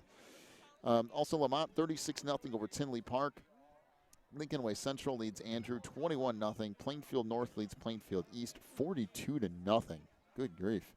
And tomorrow at 7, Providence will take on Loyola. Once again, your Interstate 8 scores. Herscher 28-13 over Seneca. Plano leads Reed Custer 21-0. Coal City a 3-0 lead on Piatone. Streeter over Westmont 17-0. And Mantino leading Lyle, at least at this point, 14-7. And that's what we've got up to now. That is a check of the Odekirk, Allred, and Associates IHSA football scoreboard. Well, that's interesting. I've got either good news or bad news, depending on how you look at it. Uh-oh. The band hasn't even started playing yet, and we're down to about 7 minutes to go on that halftime clock, which leads me to believe that 20 minutes that's up there is rather short change with how long this is actually going to be. They had some, I don't know, the cheerleader girls, chorus line, all that. They were a whole bunch of girls out there doing a bunch of tumbling and so forth, and that took a little time off the clock. Now the band is just now going to start playing. By the way, be sure to join us again next week. That rivalry renewed with Coal City. The Kohlers come to town for week 9. That will be Wilmington's senior night as well. And doesn't really matter, again, the records. You end up with a lot of interesting things Yeah, when you Wilmington sure and do. Coal City play each Oh, other. you throw everything out the window, you start all over. So the Kohlers tonight, by the way, a 3-0 lead. Coal City desperately needs to get a win here tonight because they don't want to go into next week with 4 losses. No. They would be, I believe, 5-3 if they win tonight, and if they lose to Wilmington, they still have a shot of making the playoffs. But of course, that's a long way off here for the Kohlers as they got to take care of business tonight. First of all, Wilmington so far is taking care of their side of things as they lead at 34-14 over Sandwich. They've given up a little bit more than you're happy with defensively, but the thing for the Cats is the offense has been so overpowering that a couple of errors on defense have kind of been overlooked a little bit here in this first half. 256 yards of offense for the Cats in the first half. In case you're wondering, that's a lot. And Some teams would be happy with that in the game. And 181 of them is Weavers and 3 touchdowns. He's had quite a night, and it's only halftime. So I don't think he set a record for Wilmington in rushing yards tonight. No, I think he's got a ways to go to do that yet. But the bigger problem is he ends up not playing for that's true. most of the second half. And again, I said if he did the same thing in the second half, then he'd have 362 yards. I don't know what the record is, but he's got. I'm just going to go on a limb and say he's got a long ways to go to get there. Whatever it is. There's been some legendary performances at Wilmington over the years, but to be fair, I'm not sure I know. You know what? I might ask Bill Francis during our next break because he might know. Yeah, he might know. All right, let's take a timeout. When we come back, we'll get you set for the second half. I know this has been a long halftime, been a long night, period. 34-14 is the lead for Wilmington here on the Ricchetti's Cafe and Pizzeria halftime show. We'll take a break, come back, get you set up for the second half in just a moment here on the Christian Internet Sports Network. Warren's Collision Center is your hometown body shop. Your vehicle will get expert care with their drive-on frame rack and in their Bink spray booth. Warren's offers free estimates, pickup and delivery service, and they will get you set up with a loaner car while yours is in the shop. Warren's Collision Center is located at 242 North Front Street in Braidwood, or online anytime at warrenscollision.com. That's warrenscollision.com. Warren's Collision Center, where they care beyond the repair. Teresa's Family Styling Salon in Wilmington is an all-ages salon that will style your hair for that special look. They offer cuts, perms, and coloring for any fashion. They also carry Paul Mitchell and Brocato products. Teresa's Family Styling Salon is located in the Southgate Plaza in Wilmington, and you can call for an appointment at 815-476-1955. That's 815-476-1955.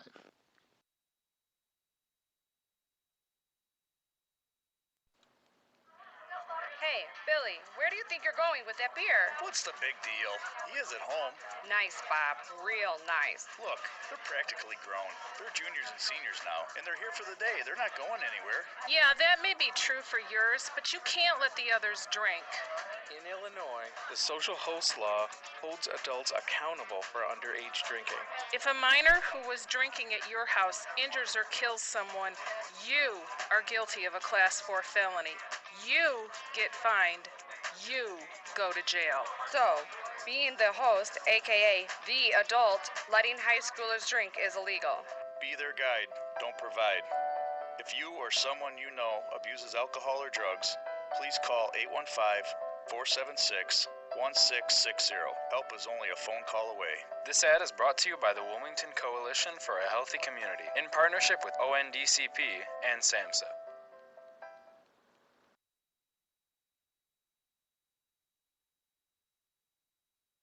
Ricchetti's Cafe and Pizzeria in Coal City is all about relaxing with family and friends while sharing an authentic Italian festival of food.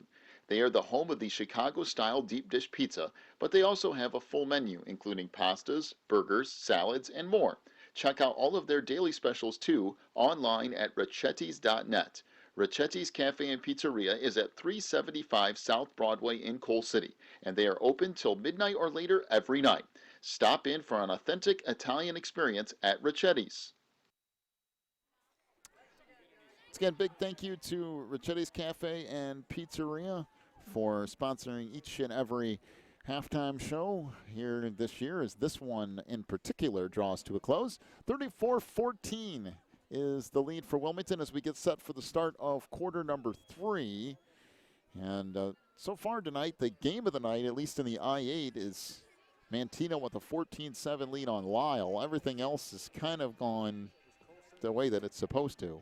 Was Coal City's 3-0? 3-0 was the last time we heard. That's Coal guys City over asking me, and I thought that's what we said. Yep. That's where we're at, and we'll have a full check on that during the second half as well. When we come up in our postgame show, we'll get another look at the Odekirk Allred and Associates scoreboard, and we'll do that in a little bit. The sandwich. I was going to say the sandwich press box is not winning me any favor by playing Go Cubs Go tonight. I guess I understand the sentiments, but I gave up on the Cubs the other night. Me too. Well, I'm not even. Bottom of the 8th inning, was they brought down 5-2. I'm not even a Cubs fan, but I was watching that. Just kind of keeping an eye on it. I had it on. I was doing some other things. I got to the bottom after they hit in the top of the 8th or whatever it was. Yeah. And they were down by 3 or whatever. I said, forget this. I've wasted hours on this dumb thing. I'm not watching this anymore. And then about an hour later, like, oh, look, they came back and won. Well, that's about right. 4 runs in the top of the 9th and took it 6-5. Yeah. Well, we're about ready for the start of the second half here. Wilmington leads at 34-14 over Sandwich as we get set for the start of half number 2. Ooh.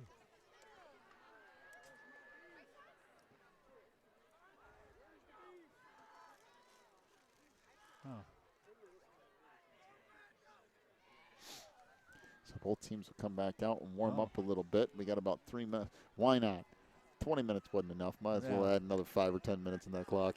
See, your sister's down there eating popcorn. We could be eating if she was sitting up here. I know one thing. I'm getting something to eat on the way home tonight. Yeah, I think we will. I haven't had anything to eat since about 11:30 or noon or something today. So that wasn't exactly a buffet type meal either. So you're.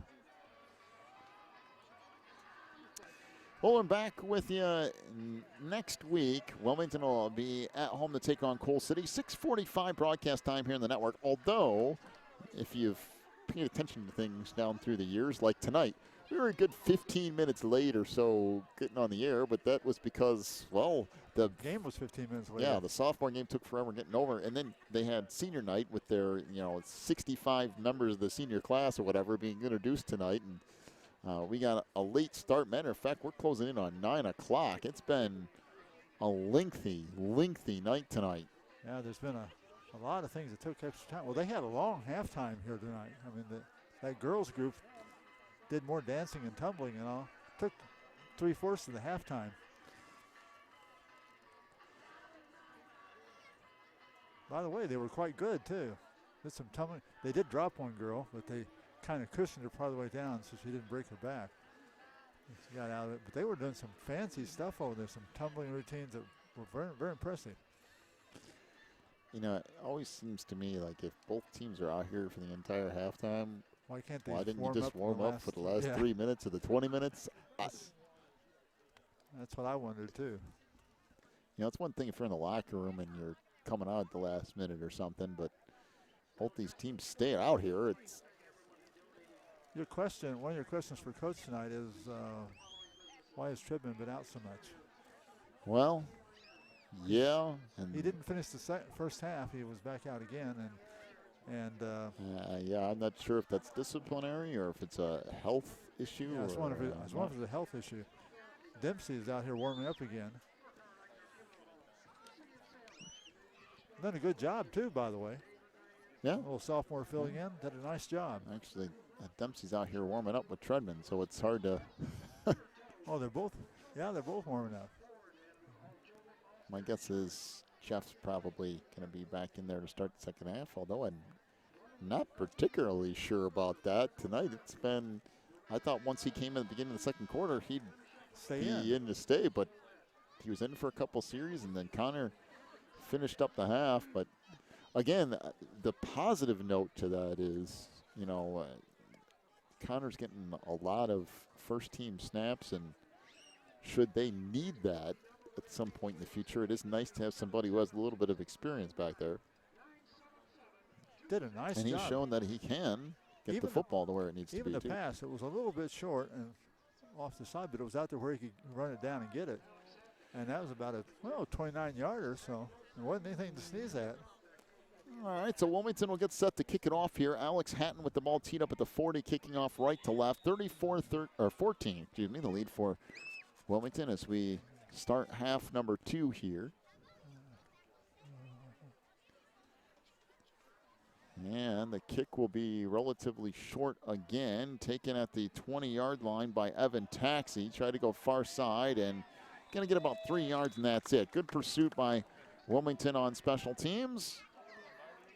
And Sandwich will have it 1st and 10, trying to get something started offensively here in the third quarter. The Indians have hit on a couple of decent-sized plays tonight. One of them being an 81-yard touchdown pass that was absolute blown coverage or blown assignments or something, because there was nobody on the half of the field that they threw the ball to. Well, there wasn't either, nobody. So 2 receivers on the near side, 2 to the far. Out of the shotgun against Justin Sartori, going left to right here. Jet sweep, and the ball is on the ground. Wilmington's got the fumble too, I think. Off that jet sweep, I'm not sure if Sam Brunoller was supposed to get the ball or not, but it ended up going to no one. And Wilmington will end up with a football. Was it Josh Jones who came up with it? Looks like that might be the case. Well, now Wilmington knocking on the door already. 1st and 10.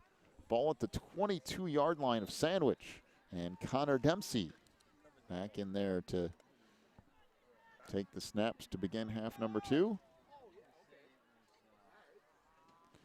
Back to the double wing here. Kelly and Weaver at wingbacks. And it looked like Sandwich jumped offside. Looks like that might be John Sternberg, 5'8", 295-pound senior. I'm telling you what, he's a big boy. Well, they've got a 300-pounder on one side and another one at 295 on the other. They're not hurting for size. Let's put it that way.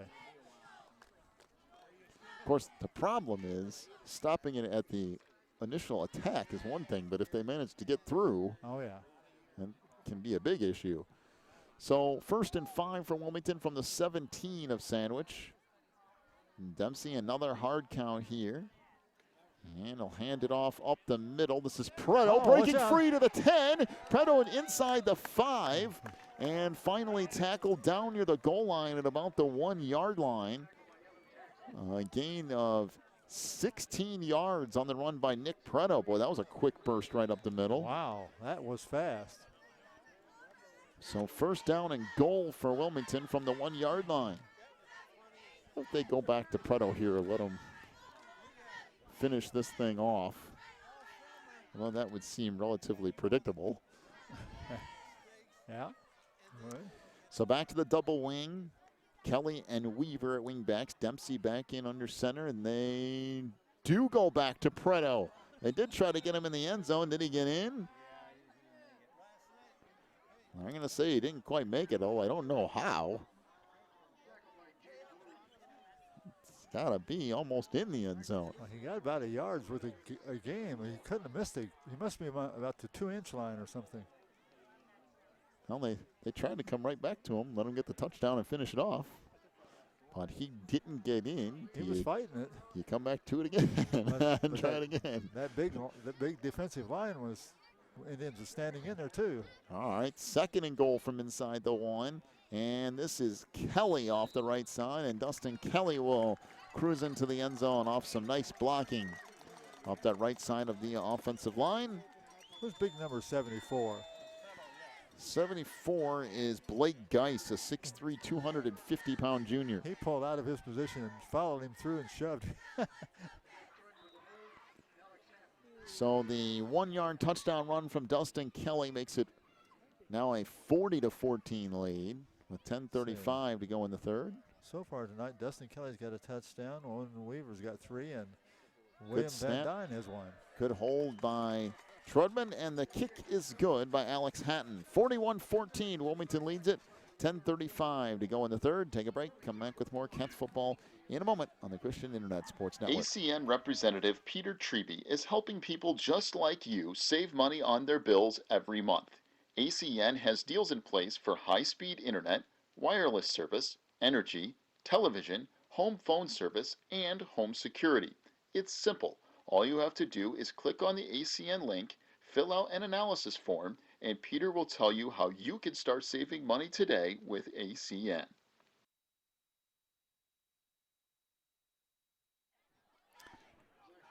(41-14) is the lead for Wilmington. 10:35 to go in the third. As again, Alex Hatton will kick off right to left. Ball teed up at the 40-yard line.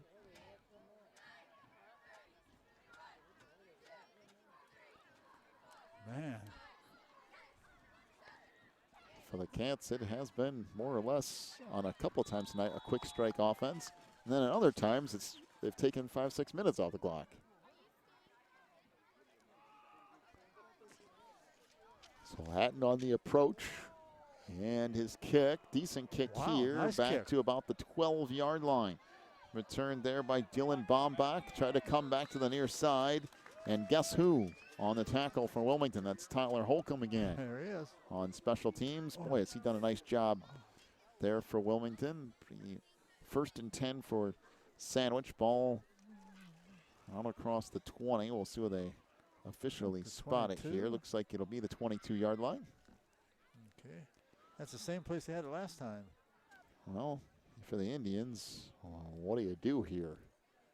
Let's go back to running the football, or? I think I'd run it a few times and hit the air when Wilmington's not expecting it again. Two receivers to the near side, two back set. Sartori under center now. And they'll hand it off right side and nothing doing. I believe that's Bosak and about 5 Wildcats in on the tackle led by Kyle Harold. Might have actually lost a yard or so on the play.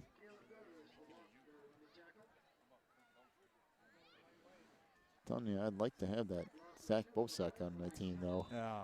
Oh, yes. Good running back. You don't want to give him an inch, built solid, and he has some speed, too. So back to that two-back set again as Sartori under center, two receivers to the near side. Second down and 11, down to 9:45 to go in the third. Pitch goes far side. Bosak trying to cut back up the middle. Now bounces it to the outside across the 30. Bosak to the 35 before he's finally shoved out of bounds. He was moving, I'm telling you, he gets out in the open field and he can cover some ground. That's a gain of 23 yards on that run by Bosak. First and 10, Sandwich at the 35. You don't want to let him get around the end like that because he's gone. Two receivers back to the near side. Again, the two-back set for Sandwich. Has Sartori under center. So he'll hand it off this time to Jimmy Roop. And he'll get maybe a yard, and that's about it. Bring up 2nd and 9 here for Sandwich as we approach 9 minutes to go in the third quarter. You realize that is the first handoff to somebody other than Bosak for the Indians this whole game. Sartori was tackled for a 16-yard sack as a rushing play, but that's the only one. You really haven't needed a whole lot to hand it off to anybody else. Of course, Sandwich has kind of shot themselves in the foot once or twice, too. There's that jet sweep from the far side. A pass caught out across the 40 to near the 45-yard line. Mendoza on the tackle. The reception made by Dylan Francisci. Call it a gain of 8 yards. It'll bring up 3rd and a yard for Sandwich from their own 44-yard line as clock rolls on down toward 8 minutes. Shotgun formation here again. Jet sweep in motion. Handoff Bosek. He's going to have the first down to the 46-yard line. Give him a gain of a couple.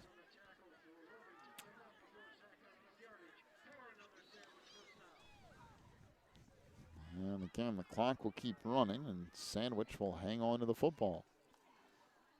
2 receivers to the far side, 2 back to the near. Sartori out of the shotgun here with Bosek to his left in the backfield. 1st and 10 from the 46 of Sandwich. Swing pass to the far side, incomplete. In and out of the hands of the intended receiver. Would have only been a gain of a couple anyway. Mendoza out there on coverage. Pass intended for Dylan Francisci. Bring up 2nd down and 10 for the Indians.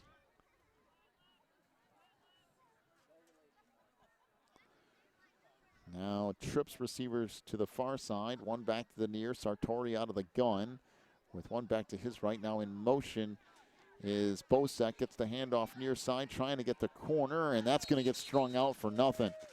Good pursuit out there by Owen Weaver. Also McWilliams out there trying to chase him down, and will end up being 3rd down and long here for Sandwich. Give it a loss of a couple of yards here. Bring up 3rd and 12 for Sandwich. Yeah, he was trying to cut it around them and make that in sweep again on the opposite side from before, running right this time, but Wilmington strung it out very nicely.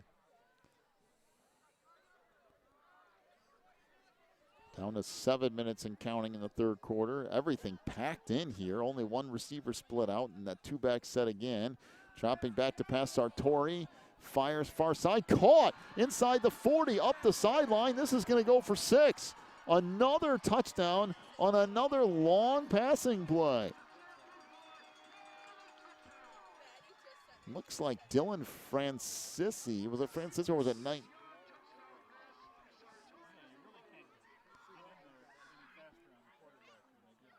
It might be Sam Brunholer, actually, who ended up catching that thing. I think it was 15?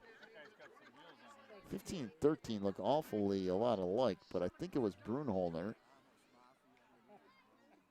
And on 60 or 50-plus yard touchdown pass.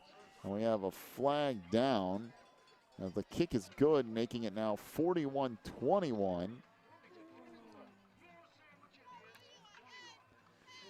Well, Wilmington has given up some big plays defensively tonight. I mean big plays. That time they did put pressure on the quarterback, but he threw it just as quick as possible and hit the guy on stride. Oh, personal foul against Wilmington, roughing the kicker, so that will be enforced in the kickoff. 6:45 to go in the 3rd, 41-21 Wilmington. We'll take a break. Back with more Cats football in a moment on the Christian Internet Sports Network. Pro Real Estate is a family-owned business established in 1983. Its staff and sales agents work in all areas of real estate sales, from first-time home buyers to experienced investors. Located at 506 South Water Street in Wilmington, clients are welcome to stop by to discuss their real estate needs or visit our website at pro-homes.net. For a private consultation, contact us at 815-476-7916.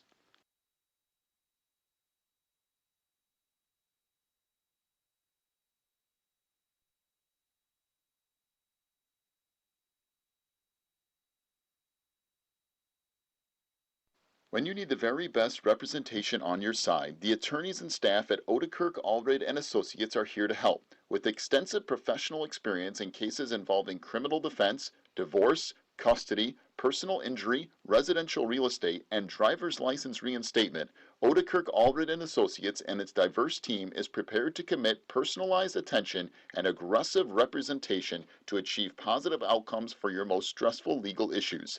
Odekirk Allred and Associates has a team of highly skilled attorneys from the area, including Wilmington locals. Odekirk Allred and Associates takes pride in its communication skills and unmatched reputation for success. Contact Odekirk Allred and Associates at 815-740-1700 for your free consultation today. Well, after the personal foul, Sandwich is going to kick off from the Wilmington 45, which screams an onside kick. And there it is, but Wilmington does manage to cover it up down around the 35-yard line. Good job by Sam Jones on special teams there. Cats will have it 1st and 10 from right at the 35, and looks like Jeff Treadman will trot back out there and be under center again for Wilmington. Well, we've seen Connor Dempsey at times tonight. We've seen Jeff Treadman at times tonight. Also, Josh Jones checks in at fullback, replacing Nick Preto. And actually, they'll go to the shotgun formation here with the Weaver in the backfield. It's Jones and Kelly at wingbacks and Treadman out of the gun. 1st and 10 from the 35. Handoff to Weaver trying to get near side. That just didn't look right on the handoff anyway. Took way too long. Yeah, It'll bring up 2nd down and about 10. Not sure what happened there, but it was not clean at all. 2nd and 10 for the Cats, down to 6:20 to go in the 3rd quarter. By the way, Piatone leads Coal City 6-3. That's the last score we got out of that thing. I'm talking about low-scoring football. Blue Devils leading the Kohlers 6-3 tonight. Brief check of the Odekirk Allred and Associates football scoreboard. Pitch back to Kelly off the right side. That gets stacked up, and Dustin still manages to get 4, close to 5 yards. Even when it looked like there wasn't much there. The tackle made by Sam Brunohler.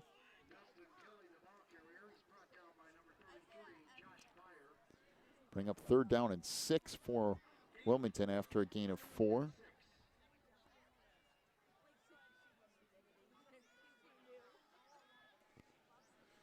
Cats really need something here offensively. Yeah, they do. It's gotten stale and slow. The Indians can really score quickly.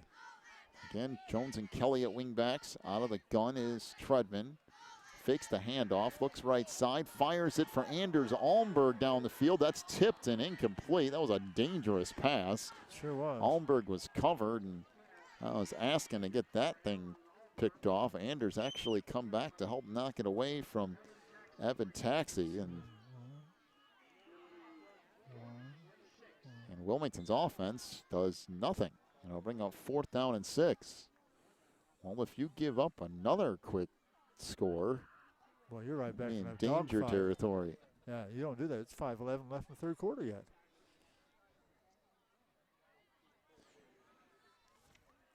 So Keaton Hansen, the 6'1", 170-pound senior, to punt for the Cats here.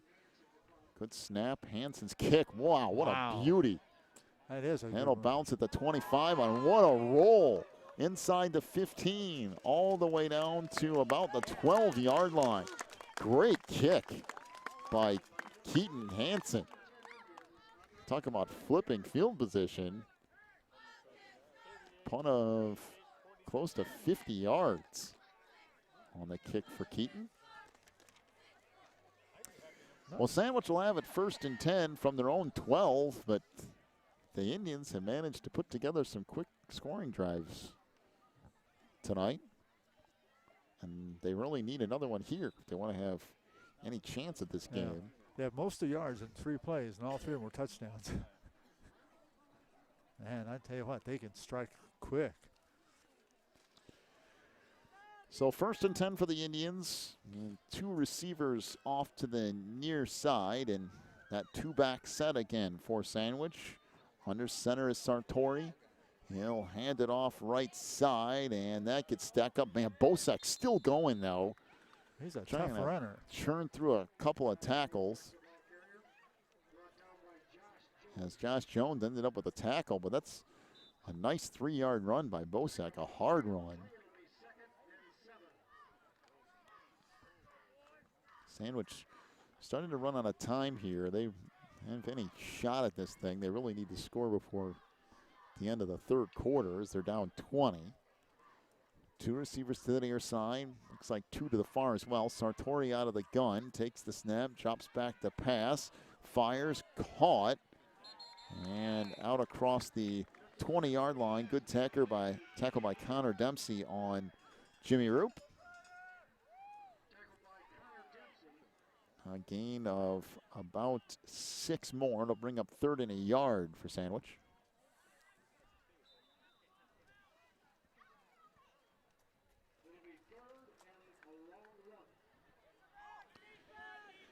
Well, Wilmington looking for a defensive stop here. It's not been a great second half. No, it hasn't. For the Cats, really. Again, 2 receivers to the near side. Under center. Now the pitch comes near side. Bosak trying to get the corner, and he's not going to get there. Good pursuit by the Wilmington defense. Dustin Kelly out there along with Josh Jones. Might have actually lost a yard or 2 on the play to the near side. Let's see, I think he might have lost 2. They'll bring up 4th down, and it's 2, maybe 3 apparent yards. that Sandwich is going to go ahead and roll the dice here. Well, 4th and 3 from their own 19-yard line, and Sandwich appears like they're going to go for it. Trips receivers to the far side and 1 back to the near, and Wilmington jumps off sides, and that's not what you need because that's a free first down. Make them actually snap the ball. That's I'm not ridiculous. 100% sold that that's actually going to happen, but in any case, Wilmington commits a penalty, and it'll be 1st and 10. First thing in your mind should have been they're trying to draw you off sides. Yeah, but unfortunately it wasn't, and it's 1st and 10 for Sandwich from their own 24. So, trips receivers to the far side, 1 back to the near. Sartori out of the gun with Bosak to his left. They'll take the snap. Now fires left side. That's good read defensively by, I believe that's Dustin Kelly, as it was intended for Dylan Bomback. Incomplete, so that'll bring up 2nd and 10. 2:44 to go in the third. 41-21 is the lead for Wilmington. I mean, I'm not sure this game has ever really been a danger point for the Wildcats, but you want to play clean and good football through 4 quarters, and this second half hasn't been clean particularly been that way. 2 receivers to the far side, 2 back to the near. Sartori out of the shotgun again with Bosak to his left. 2nd down and 10 for the Indians. As Sartori fires deep down the middle of the field. That is intercepted by Dustin Kelly. There we go. All the way back around the 35-yard line is, again, not a particularly bad pass by Dustin Sartori, just really good coverage by Dustin Kelly. Torres pretty much right on the pass. That was a good one, but that was fantastic coverage. Well, Dustin out there all over the receiver manages to make the play as well. And at the 34-yard line, Wilmington will take over. Let's see if this offense can turn up some yards and get another score here. 2:36 to go in the third. Wilmington leads at 41-21. Connor Dempsey back out there at quarterback for the Cats.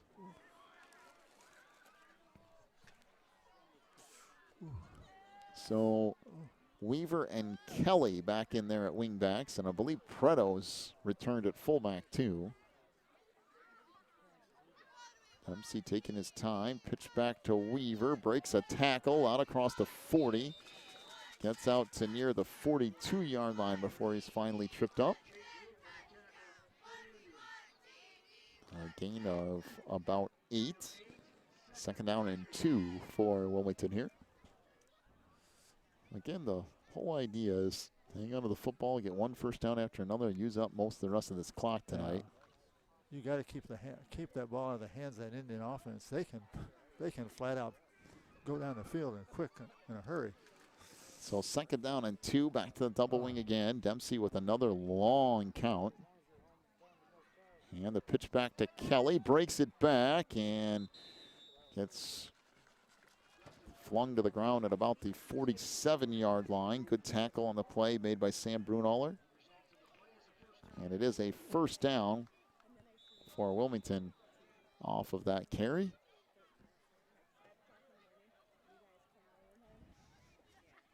First and 10 for the Cats. Ball out to the 47-yard line of Wilmington. You see how many yards he got in that carry? No, I don't know. Okay. And back to the double wing again. This time keeping it as Dempsey has a big hole. There is a flag down. Dempsey inside the 40, still going to the 35, still going down to the 33-yard line. Wow. And it looks like James Cox ended up with the football somehow. Sure how that happened, but I don't think it's going to matter anyway because there's a flag all the way back out at the 47. It's a legal shift on Wilmington. Oh. And every time. Barry Southall's out there saying, where is the double shift at? Because, or a legal shift, because there's got to be somebody moving outside of whoever the back is in motion to have the illegal shift, but I think Barry is still questioning that, saying, okay, who exactly did the illegal shift? Because I don't think he's going to get anything to satisfy that curiosity. Nope, he's not. And first and 10 for Wilmington as it backs up again out to the Wildcats' 42-yard line, down to a minute to go in the third quarter. Now Preto goes to a wingback, as does Kelly. Out of the shotgun is Dempsey. And there's a fumble on the play, and Wilmington might have gotten it back. And it just looked like Dempsey was trying to pull the ball back from Owen Weaver to keep it, and he had already gotten the handoff basically into Owen's hands and tried to pull it back, and that was almost disastrous. So maybe a yard there, really almost no gain, down to 25 seconds to go in the quarter. And Wilmington will face a second down and 14 or so. Again, hasn't been the cleanest. No, it's not the way you want the third Wildcats quarter. playing. And the pitch back to Weaver, has a hole, bounces it to the outside, across midfield to the 40, to the 35. Weaver all the way down to the 30-yard line or so. And what a run from Owen. A gain of about 30 yards on that rush from Owen Weaver. And the Cats will have it first and 10 as we start the fourth quarter in just a moment. 41-21 is the lead for Wilmington as we reach the end of the third quarter. Back with more Cats football in just a moment on the Christian Internet Sports Network. When you need the very best representation on your side, the attorneys and staff at Odekirk, Allred & Associates are here to help. With extensive professional experience in cases involving criminal defense, divorce, custody, personal injury, residential real estate, and driver's license reinstatement, Odekirk, Allred & Associates and its diverse team is prepared to commit personalized attention and aggressive representation to achieve positive outcomes for your most stressful legal issues. Odekirk, Allred & Associates has a team of highly skilled attorneys from the area, including Wilmington locals. Odekirk, Allred & Associates takes pride in its communication skills and unmatched reputation for success. Contact Odekirk, Allred & Associates at 815-740-1700 for your free consultation today. 41-21 is the lead for Wilmington as we go to the fourth quarter. By the way, Mantino now leads Lyle 29-21 in our last update. So Mantino 29, quite a barn burner. Lyle 21. Last time we heard Piatone still a 6-3 lead on Coal City. So a couple of interesting games going on in the I-8 tonight. They're battling it down the line. 2:23. So Wilmington will have it first and 10 from the 29 of Sandwich. Bill Francis next to us has it as 223 yards rushing tonight for Owen Weaver, and he's back out there next to Connor Dempsey out of the shotgun double wing. And again, Weaver with the carry. And breaks a tackle, still churning. Down inside the 20, shoves the pile down near the 15. Amazing. I'm telling you, you got to wrap up the legs or he's going to keep going. Had 12 yards in that one. So 12 more to Owen. Last 2 carries, he's gotten 42 yards. Telling you, his yards after contact It's amazing. has to be off the charts. Absolutely amazing.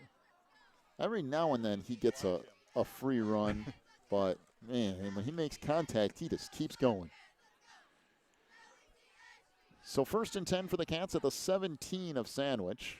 Going left to right here in the 4th quarter. Dempsey drops back to pass, fires it into the end zone. Caught! Anders Alberg, touchdown Wilmington. Wow. What a pass from Connor Dempsey. That is a beauty. 17-yard touchdown strike. Dempsey to Anders Alberg. And the Cats tack another touchdown on the board. 47-21, the lead now for Wilmington. As Alex Hatton on.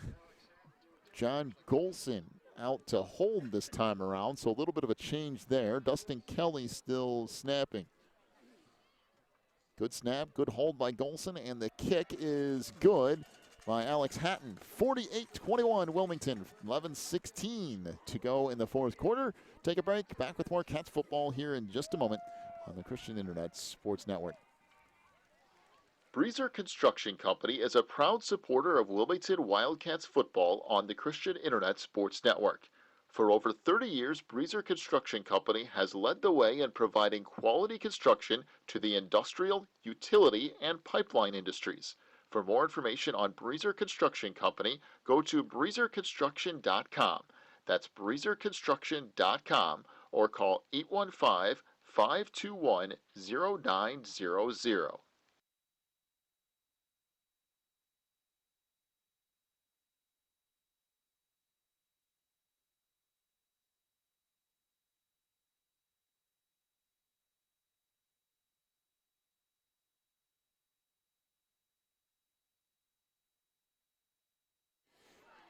$48-21 is the lead for Wilmington. 11:16 to go in the game here tonight.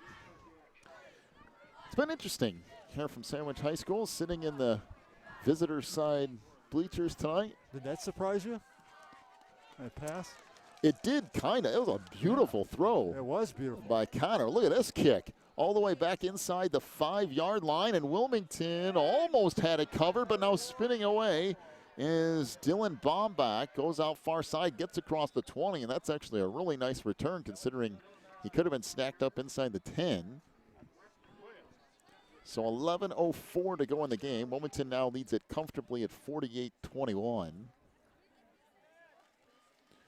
But Wilmington going to leave that first team defense out there for the most part, and you really need to with the way the Cats have given up some big yardage plays tonight. I'll tell you what, you give that ball to Sartori, he can put the ball down the field fast. You know, you go back to that 17-yard touchdown pass from Dempsey to Anders Alberg. I mean, that's beautiful. You couldn't have put that ball out there any better than Connor did. Right over the defender, right into his hands. Pitch to the outside. And headed out of bounds is Zach Bosak. Well, that guy can run the ball, too. Decent gain on first down. Oh, they say 3 yards. Picks up 3, close to 4. It'll bring up, I guess. I'd say close to 4, wouldn't you? I'd say 4. Second down and a long 6, we'll call it for Sandwich. Sure to stick around for the post-game show brought to you by Warren's Collision Center. Warren's, where they care beyond the repair, over there at Braidwood across from McDonald's. Get your final scoring totals. We'll also talk to the head coach of the Wildcats, Mr. Jeff Raines. And handoff goes far side. Bosak again, I believe, trying to. Well, he's a workhorse. Churn he forward. Might have, I was going to say, he might have lost a yard. Now it will be 3rd and 7. Also on that post-game show, we'll have one more check of the Odekirk Allred and Associates IHSA football scoreboard. So 2 receivers to the near side, 2 to the far side as well. Sartori out of the gun with Bosak to his right. Swing pass in and out of the hands of Dylan Francisci. It was actually a nice pass and would have been a decent gain, but Francisci can't hang on, and Sandwich will be forced to punt on 4th and 7 with 10:24 remaining in the game. Yeah, it's a little bit low into the side of him, but it was catchable. He just couldn't hang on to it. So Justin Sartori to punt it away. Tyler Holcomb stands back at the Wilmington 42-yard line.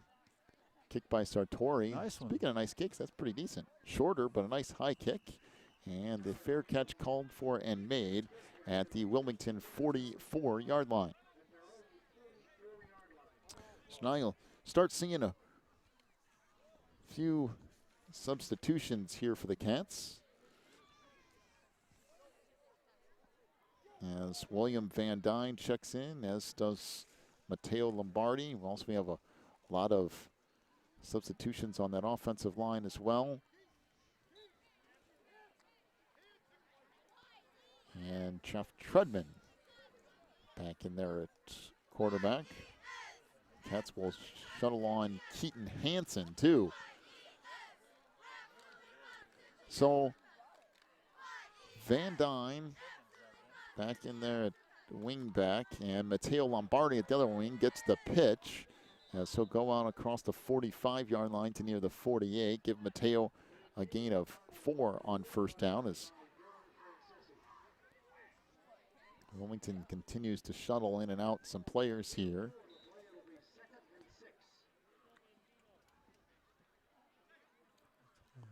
Bring up Who's Matteo?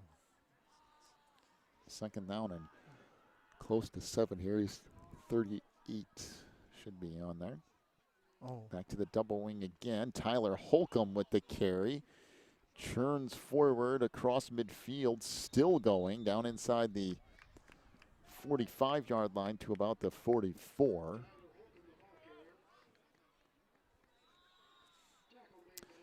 Gain of about 14 on that run for Holcomb. Be first and 10 Wilmington from the 44 of Sandwich. That's Holcomb's first run tonight.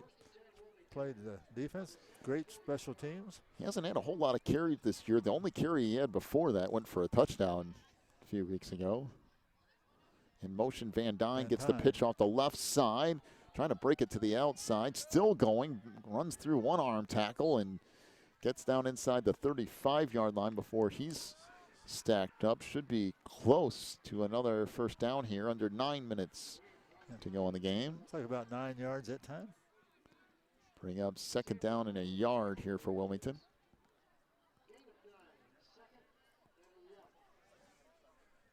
This is what Wilmington needs to do, just keep that clock rolling. Second down and a yard. Then Treadman now back under center, pitches it back. And Holcomb breaks it up the left side after cutting it back on a run that was designed to off the right side, cut it back to the left and gets all the way down near the 20-yard line. Oh, that was a beautiful run. Nice cut to his right, or to his left, I mean. A gain of 14 yards that time around for Tyler Holcomb. How's that for consistency? He's carried the ball twice, 14 yards both times. Not bad.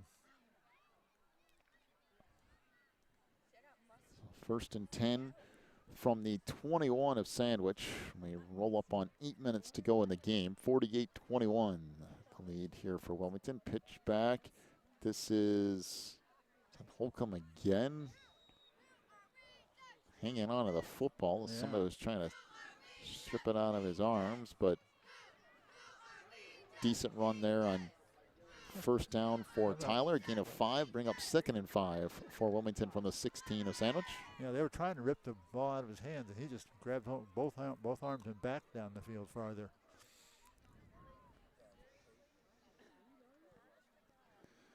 This game obviously decided a while ago, and it was all about how Wilmington was going to end up finishing it out. And so far, the fourth quarter has been much better than the third quarter was for a while. Third quarter was kind of rocky.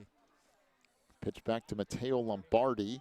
Inside the 10, Matteo breaks free, trying to get out of another tackle, working his way inside the 5-yard line. I think that was Treadman. That's Matteo Lombardi, I think, ended up with it. It'll be first and goal Yes, you're right. for Wilmington from the 7-yard line, although the way Treadman fake pitches or pitches makes it fairly difficult to tell because he cuts up the field the same way no matter what. I know, it's confusing. So first and goal from the 7 for Wilmington, down to 6:45 to go in the game. And this is Lombardi, I believe, again. And ends up getting strung out to the far side and trying to shove his way forward. And he gets down to about the 5-yard line, so give him a couple on first down. Bring up second and goal from the 5. Down to 6:20 to go in the game. Again, be sure to stick around for our post-game show brought to you by Warren's Collision Center over there in Braidwood. We'll talk to the head coach of the Wildcats, Mr. Jeff Raintz. We'll take another check of the Odekirk Allred & Associates IHSA football scoreboard. We'll get you the final stat totals of this thing tonight as well. This time, Treadman keeps it, almost slipped to the ground, ends up taking himself into the end zone. Looked like he was going to go flat in his face for a second, but ends up keeping on his 2 feet and turns his way into the end zone. So 54-21 is the lead for Wilmington pending the extra point here. Yeah. So Alex Hatton on to attempt the extra point. Again, Golson out there to hold. Dustin Kelly on the snap here. Good snap, good hold, and the kick is good by Alex Hatton. 55-21 is the lead for Wilmington. 5:59 to go in the game. We'll take a break, come back with more Cats football here in just a moment on the Christian Internet Sports Network. Quigley Technology Services is your local source for computer help. They have built numerous websites, including ours, here at the Christian Internet Sports Network. Quigley Technology Services also specializes in virus removal, so your computer will get back to full speed now. And you can trust them for first-class computer repair, including free local pickup and delivery, plus on-site service, including after hours. Contact Quigley Technology Services at 815-293-7844 or stop by at quigtech.com. That's QUIG tech.com. Phelan Acres Bible Church is the perfect place if you are looking for a church to call home.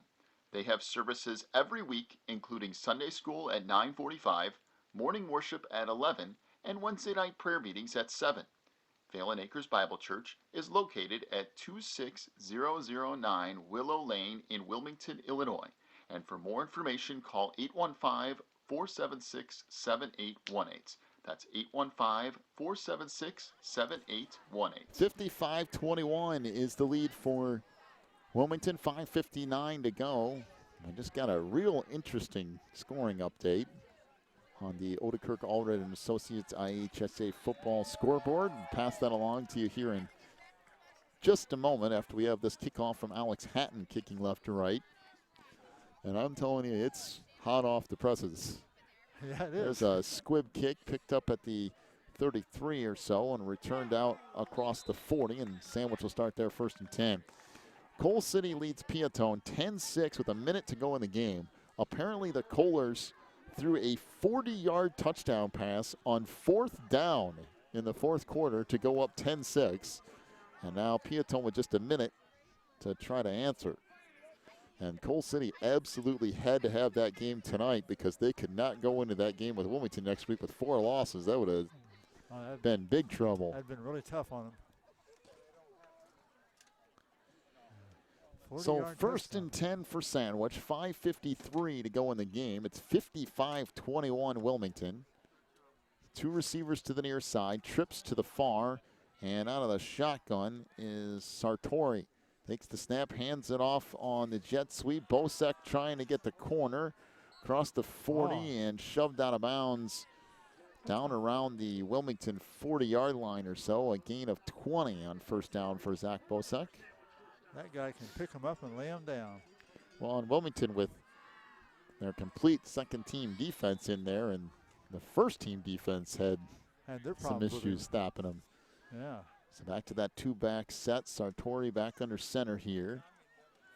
Hand it off to Bosek, cuts it back up the middle inside the 35.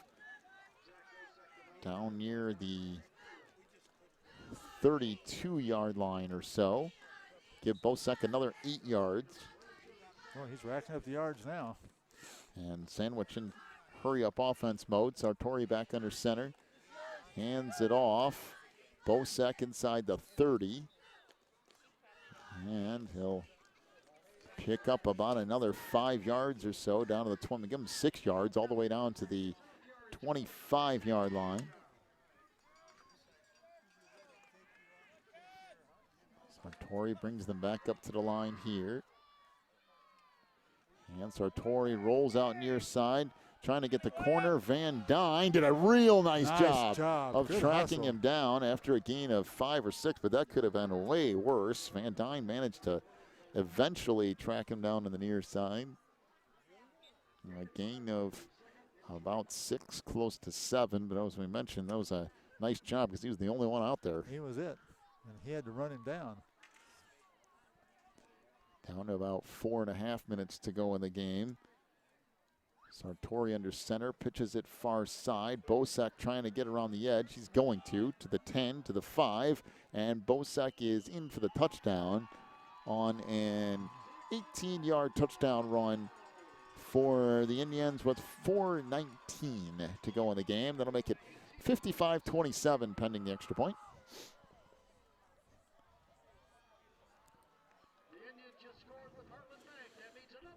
So it shows you two things. It shows you a good runner, and it shows you how well the first team defense played against him tonight. Yep. A lot of power and a lot of speed. Man, he can move that ball. And I have him as only being his junior year. He's going to be a good one come next year. And the kick here is good by Sartori. 55-28 is the lead for Wilmington. 4:19 to go. We'll take a break, come back with the home stretch here of this one in just a moment on the Christian Internet Sports Network. If you're looking for more information on Wilmington Wildcats football, then check out the Catbackers every Wednesday at 7 at Tuffy's. Each week, Coach Reentz goes over game film, takes questions from the audience, and presents the Offensive and Defensive Player of the Week awards. Plus, you'll get to hang out with other Wildcat fans and get the inside scoop on next week's game. So be sure to check out the Catbackers every Wednesday at 7 at Tuffy's. If you need something done around your house, chances are Beth's Busy Bees can get it done. They specialize in residential and commercial cleaning, but they can also do lawn care, small home remodeling and repair jobs, and even things like caregiving. Beth's Busy Bees is a small family-owned business, and they will treat you right every time. Call 815-685-9111 for Beth's Busy Bees today. So a squib kick here for Sandwich, picked up at the 30 and returned out near the 40-yard line.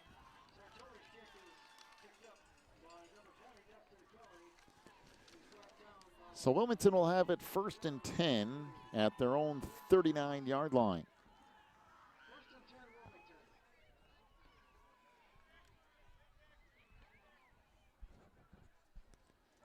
Well, let's see if the what's this, the second team out there now? No?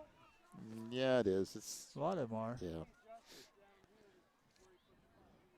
So Van they Dyne's out moved the line of scrimmage back another yard to the 38, which has been some John interesting Golson, spotting of the football tonight. But Golson in there at quarterback now as the Cats back to the double wing. Matteo Lombardi out there. Van Dyne will move to fullback, and the pitch comes to, I believe this is Alexander churning ahead.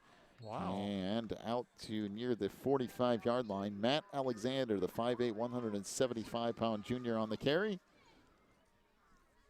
Under 4 minutes to go in the game now. A gain of about 6, 2nd down and 4 coming up for the Cats. For Wilmington, you really only need a 1st down or 2 here, and you can salt away the rest of the clock.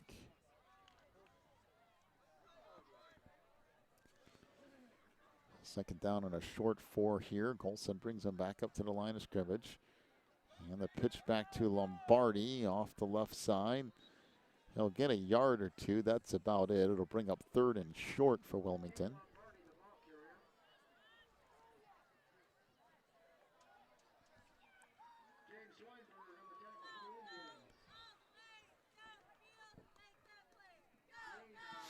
So 3rd down and 3.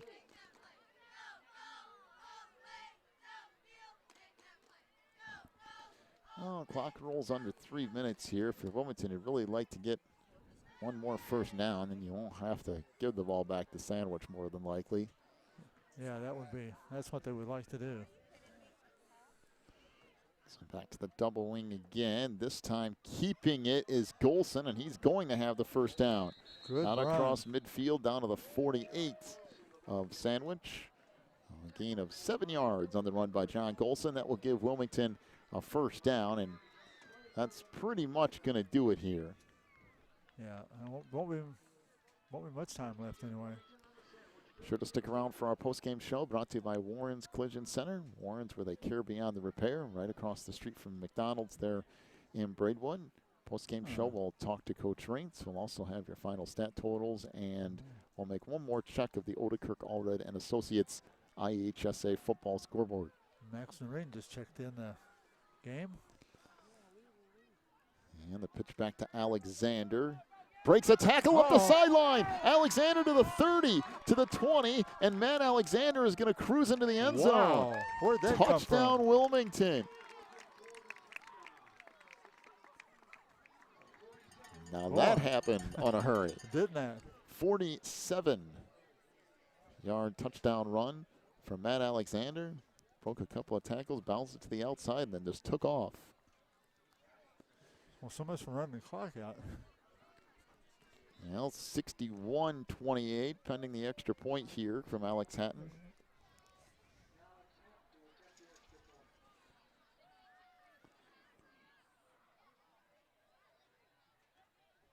Good snap, good hold by Golson, and the kick is good as well. 62-28, the lead for Wilmington, 1:57 to go in the game. We'll take a break. Back with more Cats football in a moment in the Christian Internet Sports Network. Warren's Collision Center is your hometown body shop. Your vehicle will get expert care with their drive-on frame rack and in their Bink spray booth. Warren's offers free estimates, pickup and delivery service, and they will get you set up with a loaner car while yours is in the shop. Warren's Collision Center is located at 242 North Front Street in Braidwood, or online anytime at warrenscollision.com. That's warrenscollision.com. Warren's Collision Center, where they care beyond the repair. Teresa's Family Styling Salon in Wilmington is an all-ages salon that will style your hair for that special look. They offer cuts, perms, and coloring for any fashion. They also carry Paul Mitchell and Brocato products. Teresa's Family Styling Salon is located in the Southgate Plaza in Wilmington, and you can call for an appointment at 815-476-1955. That's 815-476-1955. 62-28 is the lead here for Wilmington. Squib kick comes down to around the 25-yard line or so, and the return man wrapped up there for Sandwich. That is Josh Byer. And Sandwich will have it 1st and 10. Well, let's see if the Indians keep feeding Zach Bosak here. 1:53 to go, and Zach is still out there, so. And I think they're shuttling on some additional people here too, and Zach is gonna check out, and that's. You don't want to get him hurt out here doing nothing. No, especially he's got another year. You got another week to play yet. Boy, if he truly is a junior, that's going to be a kid to watch next year, because he's got an awful lot of ability and some power too. It was impressive tonight. So out of the gun, handoff goes next to nowhere. Wow. For the Indians. He got the handoff, and so there was a Wildcat wrapped around him about the time he got the ball. That's Leo Frere on the carry for the Indians. Loss of a couple on the play, bringing up 2nd and 12 for Sandwich. Down to 1:30 to go in the game. I think Sandwich more than happy with getting out of here tonight, still remaining relatively healthy and letting a few other guys play here. This is Frere. Nice move to get to the outside. Good run here. Frere out across the 45 to near the 47. Got good speed, too. And a gain of about 22 on that run. Again, 2 receivers to the near side, 2 to the far.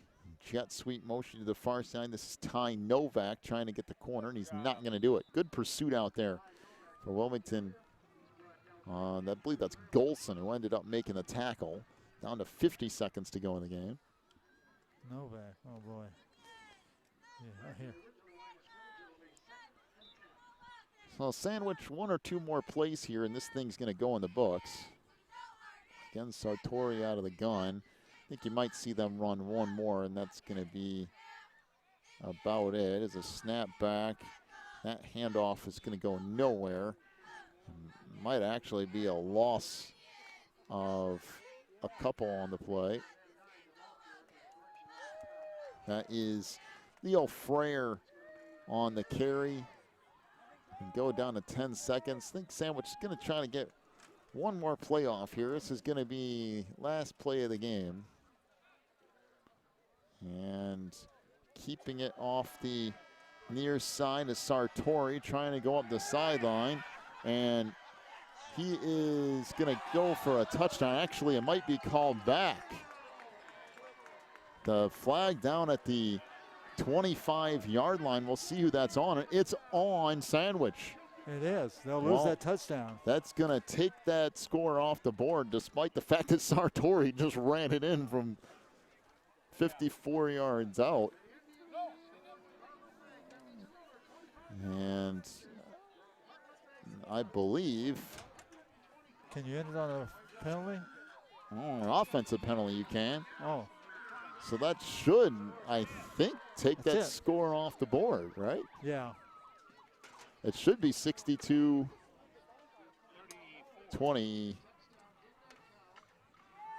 Depends if they... Yeah, but there was a penalty back here. So the penalty flag down, back out at the 35, so they do take it back off. 62-28 is the final on that. The penalty flag does take it right back off the board. So 62-28 is the final here tonight. We'll head to the postgame show brought to you by Warren's Collision Center. Warren's, where they care beyond the repair, across the street there from McDonald's in Braidwood.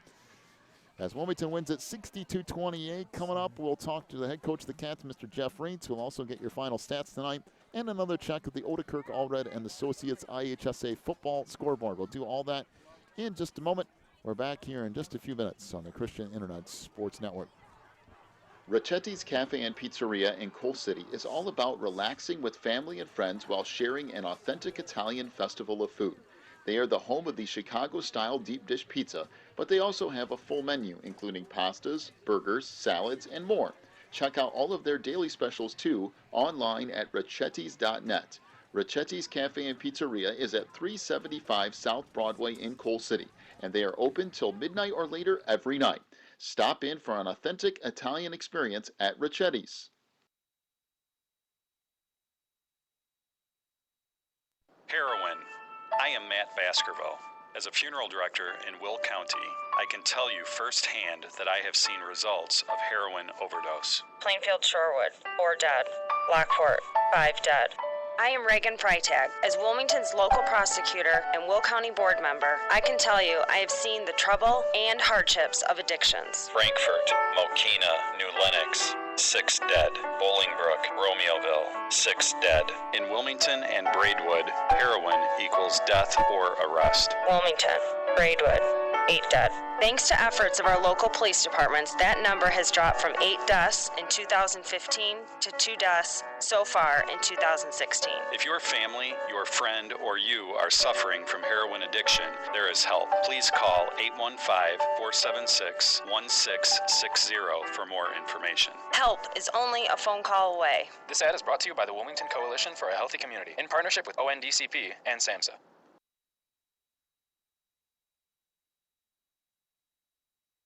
ACN Representative Peter Treby is helping people just like you save money on their bills every month.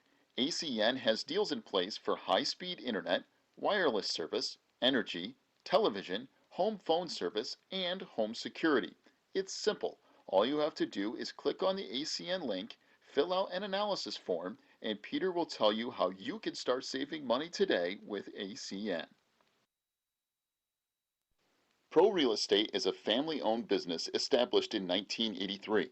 Its staff and sales agents work in all areas of real estate sales, from first-time homebuyers to experienced investors. Located at 506 South Water Street in Wilmington, clients are welcome to stop by to discuss their real estate needs or visit our website at pro-homes.net. For a private consultation, contact us at 815-476-7916. When you need the very best representation on your side, the attorneys and staff at Odekirk, Allred & Associates are here to help. With extensive professional experience in cases involving criminal defense, divorce, custody, personal injury, residential real estate, and driver's license reinstatement, Odekirk, Allred & Associates and its diverse team is prepared to commit personalized attention and aggressive representation to achieve positive outcomes for your most stressful legal issues. Odekirk, Allred & Associates has a team of highly skilled attorneys from the area, including Wilmington locals. Odekirk, Allred & Associates takes pride in its communication skills and unmatched reputation for success. Contact Odekirk, Allred & Associates at 815-740-1700 for your free consultation today. Welcome into the Warren's Collision Center postgame show. Warren's located right across the street from McDonald's there in Braidwood. Appreciate Warren's stepping up to sponsor us each and every broadcast during this game run. As Wilmington wins it tonight 62-28. We'll get to our interview with Coach Jeff Raints here in just a moment. As a matter of fact, he's going to be joining us here in just a second. He's actually on his way up now. We'll get you the final stats as well. First of all, the Odekirk, Allred & Associates scoreboard here tonight, the football scoreboard. I-8, first of all, Herscher, a 61-20 win over Seneca here tonight. It was Plano 28, Reed Custer 7, as the Reapers up by a few touchdowns here. Dwight leads Salt Fork. That game's still 8-0. By the way, Coal City did manage to close out Piatone tonight as the Kohlers win 10-6 over Piatone. Coal City converts on a fourth down for a 40-yard pass. I don't know if it was 4th and 40 or not, but it was 4th down to get a 40-yard touchdown pass. Streeter, a 31-2 win over Westmont tonight. Mantino leads Lyle 35-21, so Mantino looking to get a win there. Morris leads Sycamore late. That score now 21-13. And also Bishop McNamara, a 14-7 winner over St. Ignatius here tonight. Coach Reentz on his way up here. Matter of fact, he is on his way as we speak, trying to go around everything to try to find us here tonight. And we'll talk to him on the postgame show brought to you by Warren's Collision Center here in just a moment. We also have your final stat totals to get to here shortly as well. Be sure to join us next week. Be back at home, Wilmington to take on the Coal City Kohlers, 6:45 broadcast time here on the network. And then, of course, next Saturday night, not this Saturday, but the next Saturday, the IHSA playoff preview show. And we'll be out at Terry's next Saturday night for that show. We'll get you the first-round opponent for Wilmington and a bunch of other people around the area as well. Final totals, first of all, here for Sandwich rushing the football. Zach Bosak ended up rushing the ball 23 times for 106 yards and a couple of touchdowns tonight. Justin Sartori, 4 carries for -10 yards. And Lito Frere, 3 carries for 18 yards. On the night, Sandwich 30 rushes, 97 yards, and a couple of touchdowns. Through the air, Justin Sartori ended up being 6 of 14 for 164 yards and a couple of touchdowns. Jimmy Roop with 1 6-yard reception. Zach Bosak with 1 7-yard reception. Also an 81-yard touchdown reception from Jake Roop. A 6-yard reception for Dylan Francisci and 1 56-yard touchdown by Sam Brunohler as well. 97 yards on the ground, 164 in the air, 261 yards of offense for Sandwich. For Wilmington rushing the football tonight, Connor Dempsey, who ended up getting the start at quarterback, 4 rushes for -3 yards and a touchdown. Jeff Chudman, 1 carry for 5 yards and a touchdown. John Golson had 1 carry for 7 yards. Matt Alexander, 2 rushes for 53 yards and a touchdown. Tyler Holcomb had 3 carries for 33 yards. Dustin Kelly ran the ball 10 times for 45 yards and a touchdown tonight. Owen Weaver, 22 rushing attempts for 231 yards and 3 touchdowns here tonight. So 231 yards rushing and 3 TDs for Owen Weaver. Nick Preto, 4 carries for 19 yards. William Van Dyne, 2 carries for 19 yards. Also, Matteo Lombardi, 4 carries for 17 yards tonight. Josh Jones ran the ball once for 2 yards. Wilmington 54 rushes, 427 yards rushing. And it ended up being Wilmington's Connor Dempsey, 2 of 3 passing for 46 yards and a touchdown. The touchdown was a 17-yard pass to Anders Almberg and 129-yard reception for Sam Jones. 427 yards on the ground, 46 through the air, 473 yards of total offense for Wilmington here tonight. Joined by the head coach of the Wildcats, Mr. Jeff Raints. And coach tonight, offense did very well, racked up a ton of yards, almost 500 yards of offense. Yeah. The defense at times gave up a couple of big plays. I guess the key is you get another win and keep this thing churning going into next week. Yeah. No, very disappointed that we gave it the big play again. And what it was, and we talked about this at Catbackers the other night, we got a ton of formations from them. And when they started doing their motion, our kids were not keeping accountable for who had who. And we got messed up there. Their first touchdown, we called our defensive play. We called it totally away from where they were going, and we were supposed to be doing it the opposite. We got mixed up here on some coverage stuff, but give them credit. Coach Van Dyke does a good job of moving his guys all around, and he constantly keeps that pressure on you. Also, sometimes they were huddling, and sometimes they were going real fast with their no huddle, and so good learning experience for our kids. I'm not going to there's a lot of things I think we could do a little bit better, but as of right now, as I sit here next to you in the bleachers, I see. Yeah, how do you like this one? Yeah, how about that? This is a first, by the way. Yeah, but we're 8-0, and going home. Got a rival coming up next, senior night for us, and so we need a great effort next week, and let's see if we can finish this. But tonight's the road trip of road trips this year, us being visitors, is over. Hallelujah. To go to Lisle, to go to Westmont, to go to here is always Mantino wasn't bad. That's only 18, 20, but then over to Seneca too. Yep. And so it's been everywhere. Next year we can flip the schedule and go from there. So hopefully we can get that one next week and maybe be at home a little bit more, but it's going to be a tall task. Connor Dempsey did a nice job tonight getting the start at quarterback. Had a couple of really nice passes that connected with Anders Allenberg down here for the touchdown, and then the nice pass to Sam Jones, who actually did a really good job of hauling that in, by the way. But did a nice job. Saw a couple of different guys here tonight, and it seemed to work out all right, and Connor did a really nice job under center. Yeah, it does. He brings another aspect to it, running the football. We couldn't turn him loose tonight too much, but by the same token, when Kelly and Weaver are doing what they're doing, we don't have to turn to that too much. got to say it. What a special back, Owen. Yeah. Oh, yeah. What a great night. Obviously took a deep breath when he waddled off the field there with a sprained ankle, but he came back and played very well. And I thought Kelly ran the ball well. About 2 or 3 times with him, he just about broke it, and we couldn't get that to rattle. But I thought our time of possession was well. I thought Barry called a nice game. Treadman also came in, played well for us too. We got 2 quarterbacks now that we can turn to, building some depth there for our future, and I think we can have that going into the playoffs. All right, Coach. Well, congratulations on another win tonight. I know we're, like you said, back at home next week for Coal City. We'll look forward to that one. But enjoy this win tonight, and let's see what we can do next week there against Coal City. Be safe going home. All right. Do my best. All right. We'll see you guys later. Thanks, you. Coach. Coach Jeff Reitz joined us here on the postgame show, brought to you by Warren's Collision Center over there in Braidwood, just across the street from McDonald's. I'm going to wrap this thing up. It's cold. We're outside the bleachers. They want to turn off the lights. We're going home.